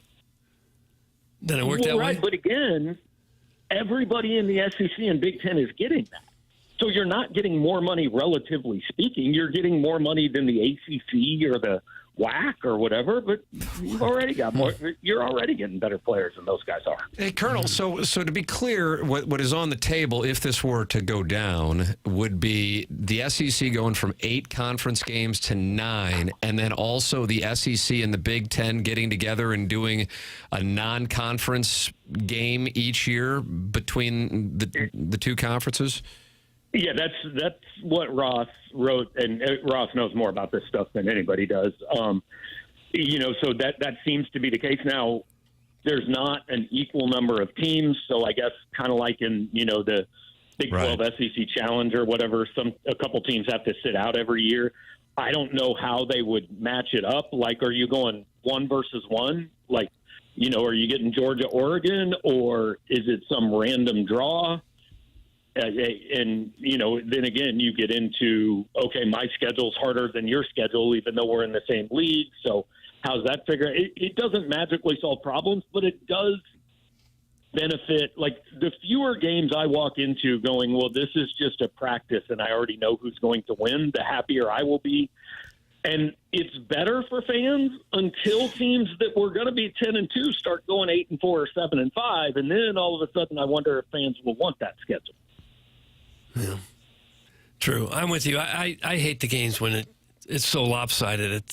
It kind of goes against just sports in general to line up 2 teams that are totally different in terms of ability level. I agree. It does nothing for me. I love the idea, and I get what you're saying, though. Hey, if you could have gone 10-2 and now you're 8-4, and you might be on the outside looking in. But again, that goes to getting more conference opportunities of 4 potential games where you roll your eyes when you see the schedule as far as the non-conference goes, to only having 2 of those. Mm-hmm. I mean, that livens up late August through the last week of November. So I'm all for it, but I'll be curious to see if teams are penalized.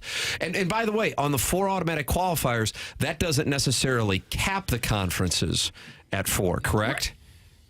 I don't think so. I mean, it would be, you'd have 4 from the Big Ten, 4 from the SEC, 2 from those 2 other leagues, and 1 automatic qualifier in Notre Dame. There's still at least 2 at-large bids. If it goes to 16, if it goes to 16, never getting 7. If it goes to 16, if it goes to 14, then I wonder if it's. Then you're done. Yeah, that's what I'm saying. And look, here's the thing: as long as these spots are determined by a committee, there are going to be arguments. I mean, we are 4 weeks away from the selection show, and the first 2 hours after this field is announced are going to be 2 things. Okay, who's in the Final Four and who got screwed? Like, I don't need an hour on why North Carolina, which is 8-6 and the worst ACC I've ever seen, should or should not be in the tournament. Like, you want to get in, win more games. That's my thing. Like Missouri last year, Missouri had nobody else to blame for not making the college football playoff except themselves. They didn't show up at A&M, and they couldn't finish it against South Carolina. Ole Miss, you lost to Kentucky. Alabama, you lost at Vanderbilt. Like, you can go win games without playing in the NFC East and win enough to get in. Yeah. It is something that is going to be taking place this week, and you could have something in stone here over the next couple of weeks with regard to the college football playoff. Missouri and Alabama on Wednesday in Columbia. Jackson is fired up for this one. Then they head to Bud Walton on Saturday to take on John Calipari. You can read it all at powermizzou.com. Gabe DeArmond with us every Monday and Friday here on TMA. Thank you, Colonel. Thanks, guys. Have a good one. You too. It's Gabe DeArmond, brought to you by James Carlton of the Carlton State Farm Insurance Agency. What do you think of those changes, James? Yeah, I don't love it. I mean, what if they limited the SEC? I know it's a lot more teams, but in basketball this year to a certain number of teams. I mean, this is maybe the best conference that's ever been in terms of competitiveness. That's why, like, hey, if you have a floor of 4 teams, okay, I guess, but then the other conferences are going to make sure they have their floor. And so if you have 4 from the SEC, 4 from the Big Ten, you're at 8, 2 from the Big 12, 10, 2 from the ACC, 12. and then the group of 5 and Notre Dame. If Notre Dame's in the top 14, well, then that means there can only be 4 SEC. There can only be 4 Big Ten. That's operating on the premise that it's a 14-team playoff. It's still to be determined if it's going to expand to 14 or 16. And also, along the way, the ratings for these things were not great. No. Now, I love it. I'm a huge college football fan, but as far as the overall ratings were, they were not as high as were expected. And in order to do this, now you're going to be going up against NFL games, more so than you did this past year. So, and then you expand the season further because now you have 2 more games. It's just something to keep an eye on. I get why they're doing it. I like the idea of how it benefits late August through November, that you don't have those random opponents. But yeah, I don't know if this is something that, when it's all said and done, is a great thing for college football. I don't know. Well, and then also with these games, if we're going to 9 in the SEC, you know how the NFL is always trying to add games in the Players Associations. Like, what in the world? We're not going to go for that. I mean, who's representing these players? You're adding a 9th SEC game. I'm sure the injuries in the SEC are far greater than the non-conference against Murray State, those kind of things. So I don't know. That's asking a lot of these players who aren't technically, professionals to put themselves out there even more than they already are. And they're students. Yes, they are. They got to get back to their schoolwork, too, at some point. James Carlton with us here on Monday with the Colonel, Gabriel P. DeArmond. Thank you, James. Thank you, guys. That's James Thanks, Carlton, James. online at carltoninsurance.net, or give him a call at 314-961-4800. That's James Carlton. You're always talking to somebody live in the office with James Carlton. Tim McKernan, Doug Vaughn, Jackson Burkett, Chairman Kurt with you. This is TMA 101 ESPN.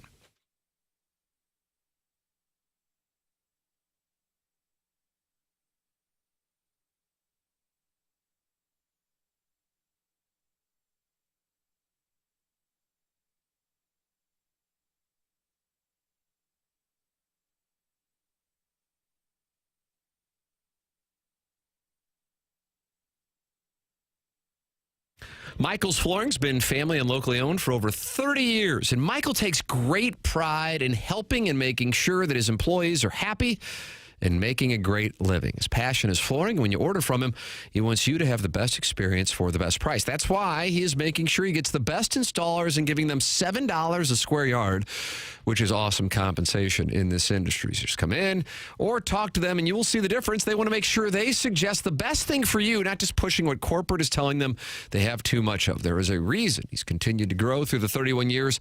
Employees love working for Michael as they feel like family, and he makes sure they are taken care of, and this then rubs off to the families buying the product as they know they have the best interest of the buyers. They have it all, but carpet is awesome, and it's back. They have so many varieties of all flooring, and have 3 easy-to-get-to locations in the St. Louis area, in Creve Coeur, Darden Prairie, and St. Peters. Come see why people are loving getting floored by Michael, and make sure you visit igotfloored.com.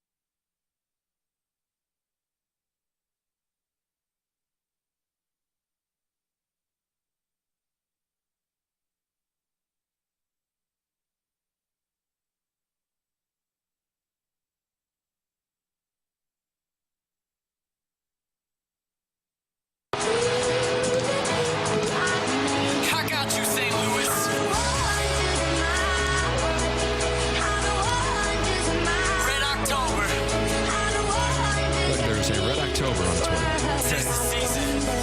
Hi.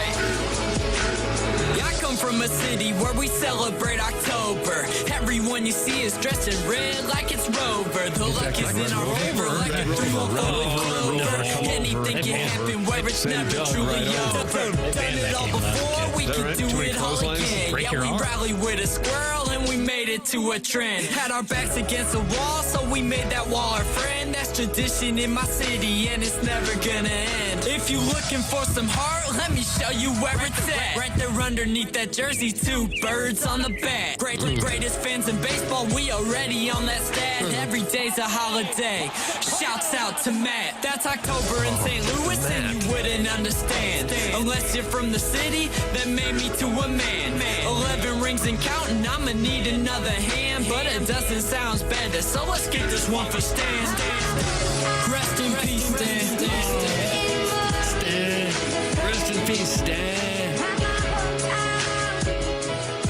Gets you fired up, doesn't it, for the game against the Marlins this Saturday? In 11 rings, he's going to need another hand. How many of those rings did he win? He doesn't have any rings. You don't know that. That was Antonio Alfonseca with the lyrics. Doug, Cardinals plus 13,000 to win the World Series. They are right in front of the A's and Angels at plus 20,000.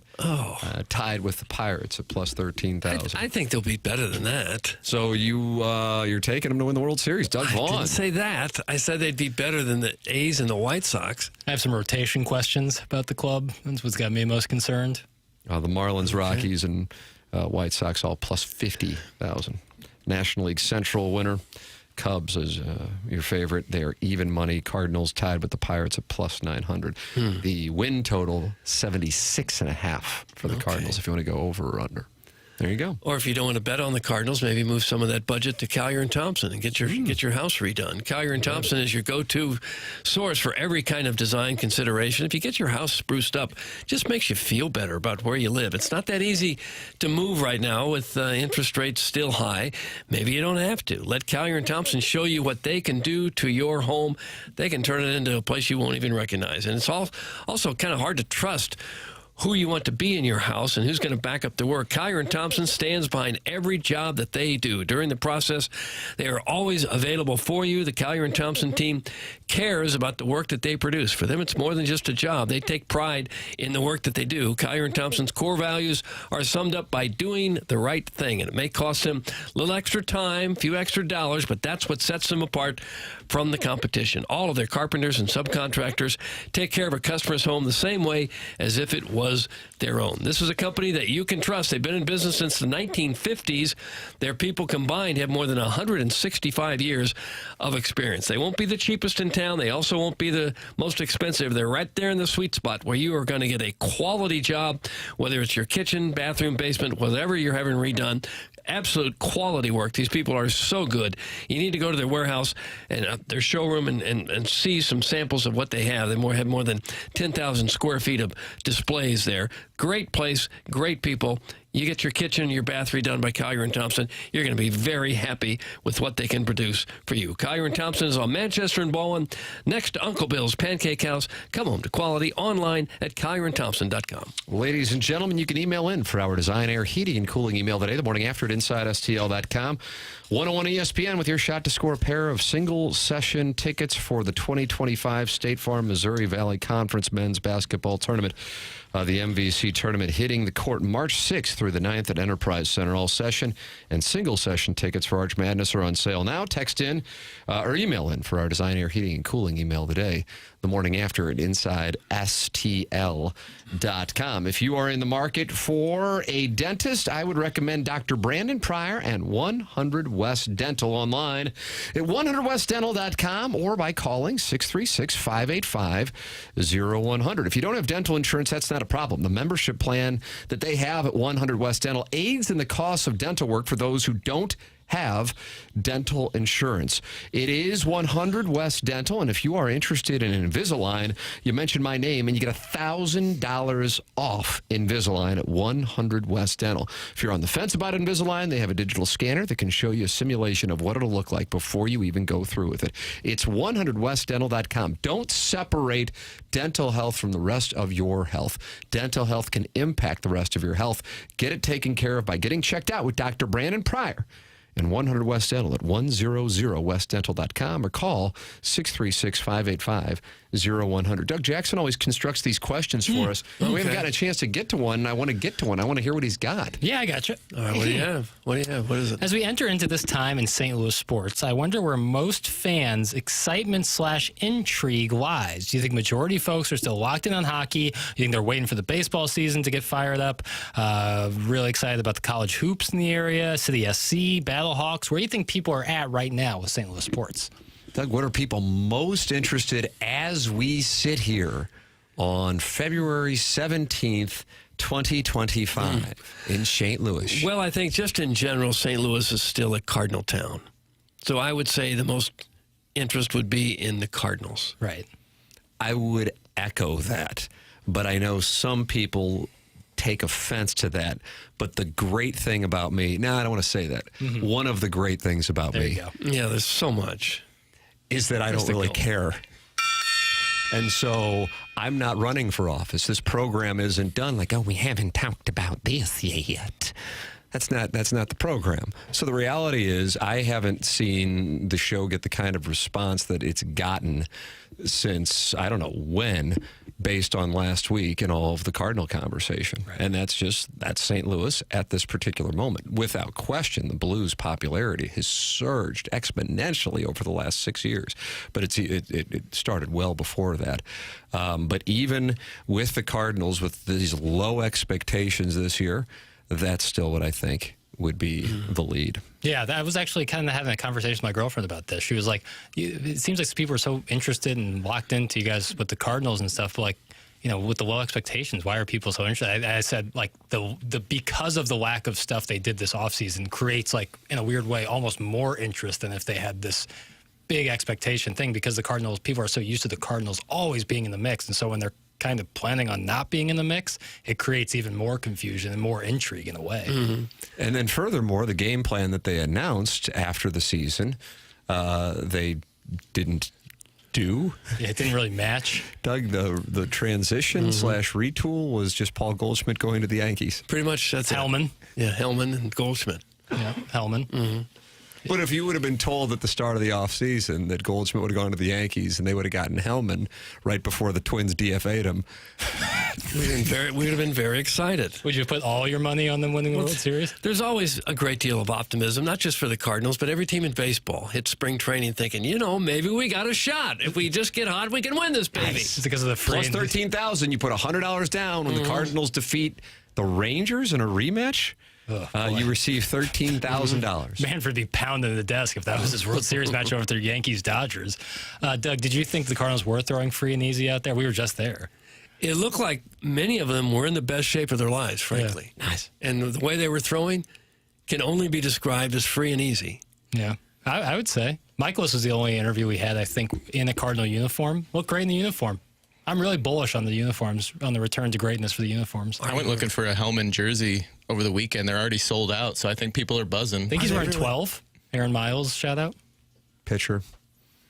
No, the buzz can die. You get off to a horrible start, and we saw the buzz certainly died last year. I mean, they were drawing 10, 15,000 fans the last month of the season. We hadn't seen that here in decades. But right now, when a new season starts, everybody wants to be optimistic and think maybe they can stay in the hunt.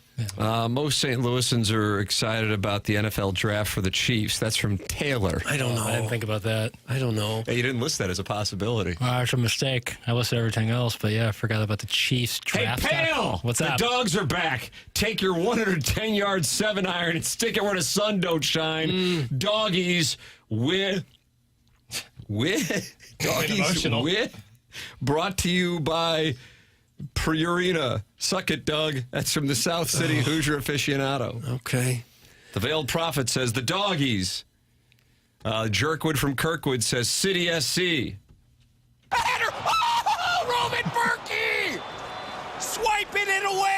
he's stealing intellectual property from Tinder. From Tinder. Okay. Well, yeah, there's no doubt that there's a very rabid fan base for City and St. Louis. No doubt about that. It's not as big as the fan base for the Cardinals, but it is every bit as rabid. Caller Buzz says, you said Buzz 3 times, and now I have to call in and talk about butts. I'm a little boy genie. That's from Buzz, and he won our Listener of the Month. Is that June of 23? I don't know the years. Hello, bitch. He's a little boy genie. Cut that off. And the City starts this coming Saturday. That's right. It seems like you could run into some rather rough weather. They're playing in Colorado. Yeah, they'll be all right. Did you see the uniforms now have a collar on them? And you love that. Not a fan. Oh, no. Not a fan. I don't. Soccer uniforms often have collars. That's a big thing, especially over in Europe. Never been a fan. Never understood it. I think it looks weird. I've never liked it. But a lot of people love collars on uniforms. I think it looks do you like the collar on the uniform? It's like a tennis shirt. I guess I don't mind it. And the White Sox used to rock some collars on their They also jerseys. wear shorts, too. They wore collars on their uniforms? They wore shorts as well. I know about the shorts, which is also, that's illogical. But those baseball uniforms don't really need socks. Oh, fancy God. socks. That was their uniform, and they wear them untucked. They would wear their jerseys Jackson untucked. going after Well, you don't tuck into shorts. But those shorts are pants. They're just wearing high socks, right? No, those are shorts, bro. They wear collars and shorts. That might be the worst uniform I've ever seen in my life. Okay, easy. Well, you're really down on this. That's not true. uniform. Texas A&M, what they wore against Arkansas was an embarrassment. They wore pajamas. It was the Doggies' new uniforms. Then it became the White Sox, and now it's Texas A&M and what they wore against Arkansas. A&M this weekend against Arkansas. What they wore. They wore pajamas. Those are awful. Those are so bad. Calm down. Which That's team the are you White talking Sox. about? That's now, a White Sox. It's a visual medium. I'm sorry. No, the A&M uniforms this weekend were as bad as I've Hey, ever seen. pal, you dumbass. The match is at home, not Colorado. Mizzou journalism's finest. That's from the South City Hoosier Doug aficionado. said it, not me. Yeah, I was looking at the schedule. It had Colorado listed second, but they do it the opposite way in soccer, don't they? Doug said it, not me. Yeah. I, of course, knew that first match is at home. Okay. Are you going? No. Well, I wouldn't rule it out. If it's going to be really cold, I don't want to bundle up. You don't want to bundle up? Prefer not to. Prefer to watch my sports indoors when it's cold. But come May, when the weather gets nice, I love going. The city games are really fun to go to. The supporters got together at the factory, brought out some new chants for the upcoming season. Oh, hold on. We have some samples of that. Oh, we do? Well, all right, take a look. I didn't even. This is an ad lib, and Jackson was on top of it. I just saw it on my Instagram when I was logged in as my burner. Take a listen. Okay. This is old. This isn't new. I'm from the loop and I'm proud. I think they're going to run it back. I don't know. I don't have any new ones. We sold it as something new. Well, what do you know? We pulled the wool over your eyes. Couldn't be sorrier. That's not hard to do. The soccer novelty already wore off. Take it easy, soccer guys. Those scarves people wear just look stupid, too. Why are scarves part of the soccer guy wardrobe at all times? That's from Carlos Spicy Wiener. Because they play in cold weather often. So you lose a lot of heat in the neck. Wouldn't it make more sense to maybe condense the schedule and play more games in nice weather and fewer games in snow and 30 degrees? It's a pretty exhausting game. They try to give guys a decent break. I mean, you're running a ton. So you try to give at least 3 or 4 days. Then you have cup games and other dalliances. Just seems like the misery index is going to be rather high on a game played in the early 30-degree temperatures. But like football games, you're not like, oh boy, how are they going to play football in the snow? They play soccer in the snow or in the cold weather all the time. Yeah, but the soccer, they're running around in shorts and a T-shirt. Maybe they'll put a retractable roof over the doghouse. That would work. Put sleeves. You wear sleeves. You ever heard of sleeves? I've heard of sleeves. Football, you also get a break. If you're playing offense or defense, you sit there and put the coat on and get warmed up a little bit. Wouldn't you rather be moving around than sitting idle? I'm just telling you, when it's in the low 30s, it seems like it's really cold to be playing soccer. Right, we're leg wrestling. That's it. Ooh, nice. Scissoring. Attention business owners, did you know fire codes require your company's fire alarm system to be inspected and maintained by a certified fire alarm service provider? It's not just about compliance, it's about protecting your employees, customers, and property. That's where EDF Group's Fire and Security Division comes in, proudly serving St. Louis and beyond. EDF Fire and Security specialize in keeping businesses safe and secure. From expert fire alarm inspections to advanced commercial security systems, they've got you covered. And it doesn't stop there. With 24/7 fire alarm and security monitoring, you'll have peace peace of mind knowing your business is protected every hour of the day. Don't wait until it's too late. Call EDF Group's Fire and Security Division today and let them help you stay compliant, secure, and safe. Visit theedfgroup.com or call 314-993-8053 to learn more. EDF Group, your partner in fire safety and security. Coming up, we have the Design, Air, Heating, and Cooling email of the day. This is TMA, presented to you by Brown & Crouppen on 101 ESPN and the TMA STL YouTube channel.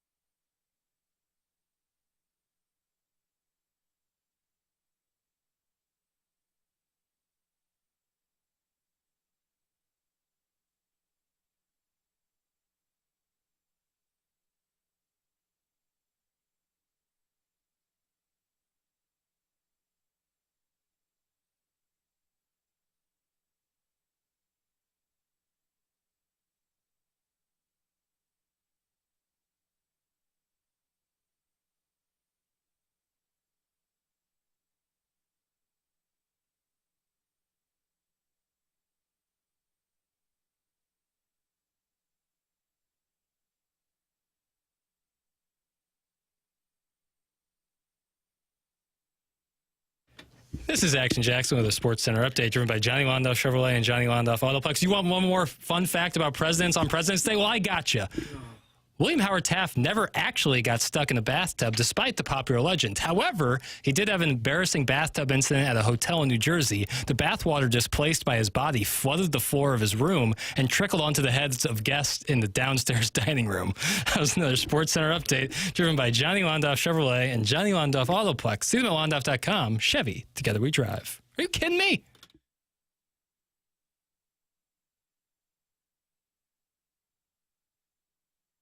Doug, these Sports Center updates are getting worse and worse by the moment. What? Not That was a good sports. Not a lot of sports. Hey, it's President's Day. Appropriate for the holiday, I guess. I respect The Office. Apparently others don't. Ladies and gentlemen, it's time for our Design Air Heating and Cooling Email the Now. Welcome back. Happy Monday, boys. Trying my best to take notes so Martin doesn't have to. Here's the rundown of the highlights and what I was able to take from the show. All right. Doug walked around looking for Canadians to fight. Gonzalez will hit 20 dingers for the Birds this season. Jackson supports individual Wikipedia pages. Yes. Doug passionately hates Lambert Airport. Mm-hmm. Jackson compares hockey fights to making love on Valentine's. Tim's beautiful skull is slightly cattywampus. Jackson may or may not have a heat rash on his flank. Thank you. Doug is surprised that sunblock works. It really worked well. Jackson breaks down presidential history for the Sports Center update. Doug's still unhappy with the parking Nazi. Yes. Martin pissed off Big Walt. Martin's mom was also mad. MacGruber is good. Onboarding continues. James Carlton called Doug out on being high maintenance. And KG has a sexy beard. Happy you guys are back, but unhappy you brought this crap weather back with you. Make sure you're all ready and waiting at the door when Jackson's father is making his rounds, picking everyone up in the morning. Hashtag USA. That's from the YouTube chat. The YouTube chat. It was 2:30 a.m. I'm at Lambert Airport. I was drunk and looking for a hunk. It was raining and I was wet, very wet. And that's when it happened. I saw him. This hunk of a man was walking around looking lost, no umbrella, just looking dejected as if he had just been berated. I was just going to drive past, but I had a craving that needed some banging. I roll down the window and tell the older man, "Welcome to St. Louis. You need a ride to the ballpark?" Let's just say we made eye contact, and that was that. I loaded up his luggage, and we went all at it like rabid animals before we even got on the I-70 exit. His name was Doug, and he ruined me. I never got his number. If anyone knows who this gentleman is, please reply. That's from Tiny Peepee, and he's usually in the YouTube chat. Tiny Peepee, and he's usually in the YouTube chat. Rise and grind, ladies and germs. Tim, Doug, Martin, Jackson, and of course the illustrious Chairman Kurt. A brand new day has begun, which means another chance to get things done, stir up the right amount of trouble, and make it look effortless. Tim, keep your hands where we can see them on the keyboard, obviously. Doug, if you come up with any brilliantly questionable ideas today, at least let us pretend to discuss them first. Martin, your creativity is unmatched. Just try to use it for good. Jackson, whatever you're about to say, we already know it's borderline inappropriate. We support you anyway. Thank you. And Chairman Kurt, well, try to keep things somewhat respectable under your watchful eye. No promises. Let's handle business, shake things up, and make today a little more interesting than Friday. That's from Bo Jangles. Bo Jangles. Filter file on that one, huh, Chairman? Yeah, I'm not high on Bojangles. Nobody got cut today. It was a Is small that batch. right? It was a CYC. Yep. All right. The boys are back in town, and they're going wild in the Mound City. I'm so happy to be in the same state as the incomparable Tim McKernan again, but I'm even happier for KG. The chairman was walking a little taller this morning. He looked like a proud teenager who successfully threw a house party without getting caught while his three dads were out of town. Even Jackson was feeling froggy today. You may have missed it, but the milky white kid from Ladue, who has never been in a fight in his life, could be seen shadowboxing in studio as you guys discuss Colton Parayko's fight. And what a great phone call from Festus today. I liked when the Pestis said TMA's trip to Florida was, quote, extremely perfect, end quote. Maybe he said that because he was sucking up since he still hasn't received his January prize pack, or maybe he wasn't tuned in during the times you guys frequently experienced technical difficulties literally every single day. Oh. Although his memory is clearly fuzzy, as evidenced by the fact that he thought Wilson Contreras' last name is Martinez, presumably mixing up the current first baseman with the former Cardinal pitcher named Carlos Martinez, who retired 4 years ago. Who knows? Maybe Khalil Green and Kevin Segras might also hit 20 home runs this year. That's from the JV golf coach. JV golf coach. Doug Ann, finally. I'm not going to be much good to you, not after driving 4 hours in the snow yesterday after witnessing Father John Misty burn down Louisville on Saturday night. Sadie Hawkins, Doug, Team USA, led by Walter Tkachuk's lunatic sons, went up to Montreal and shoved it up the ass of those French-Canadian dirtbags who booed our national anthem. SNL rolled out 6 hours of 50th anniversary specials between their Friday night homecoming concert, which indeed featured Lady Gaga performing Blank in a Box, and Sunday night's anniversary special proper featuring Eddie Murphy appearing on Black Jeopardy as Tracy Morgan next to the actual Tracy Morgan playing another contestant. But I think the lead is that Doug got berated by multiple airport employees at 2 a.m., including a woman who screamed at Doug in the middle of a torrential downpour, "You got to have some common sense," when he asked for help describing where he was. Ours is the type of presentation where a geriatric blind man from Festus feels free to drop in at any time and ask, "Where's my prize pack?" and then double down on his prediction that the Cardinals are going to win 90 to 95 games. Man, you guys did a good job overhauling the images of John telling people jokes to shut them up. Mazalak and Ali, we fixed our player development with Zoom meetings over the last 5 months. Marmol.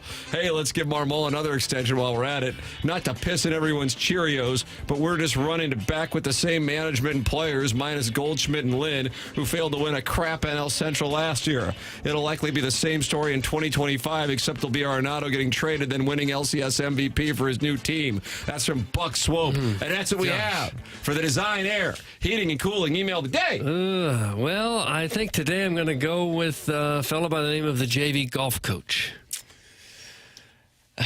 I'll go Buck Swope. I like the YouTube chat. I go YouTube chat as well. YouTube chat is one.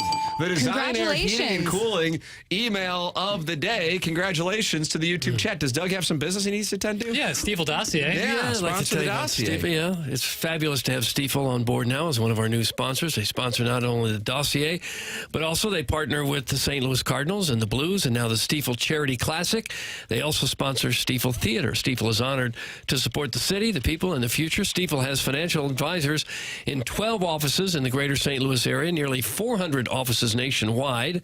Stiefel also has a full-service investment bank for institutional clients, one of the fastest-growing wealth management firms in the world. I think it's very neat that they started in downtown St. Louis in 1890, and their headquarters is still on the same street right now. They have redone the building, of course, but they've been there since 1890, proud to have called St. Louis home for 135 years. With financial advisors in 12 offices across the region, Stiefel helps clients right here in St. Louis and nationwide manage their hard-earned wealth. They provide banking, lending, trust services, and as a full-service investment bank, basically, when it comes to finance, Stiefel has you covered. They like to say where success meets success, and that's why they have partners with us here on TMA, where success meets success. Thank you, Stiefel. There it is. Stiefel, sponsor of the Dossier. Time for us to shut it down. For Jackson Burkett, Chairman Kurt, Martin Kilcoyne, my brother Kevin, Douglas Elvin Vaughn, I'm Tim McKernan. This has been The Morning After, presented to you by Brown & Crouppen on 101 ESPN and the TMA STL YouTube channel.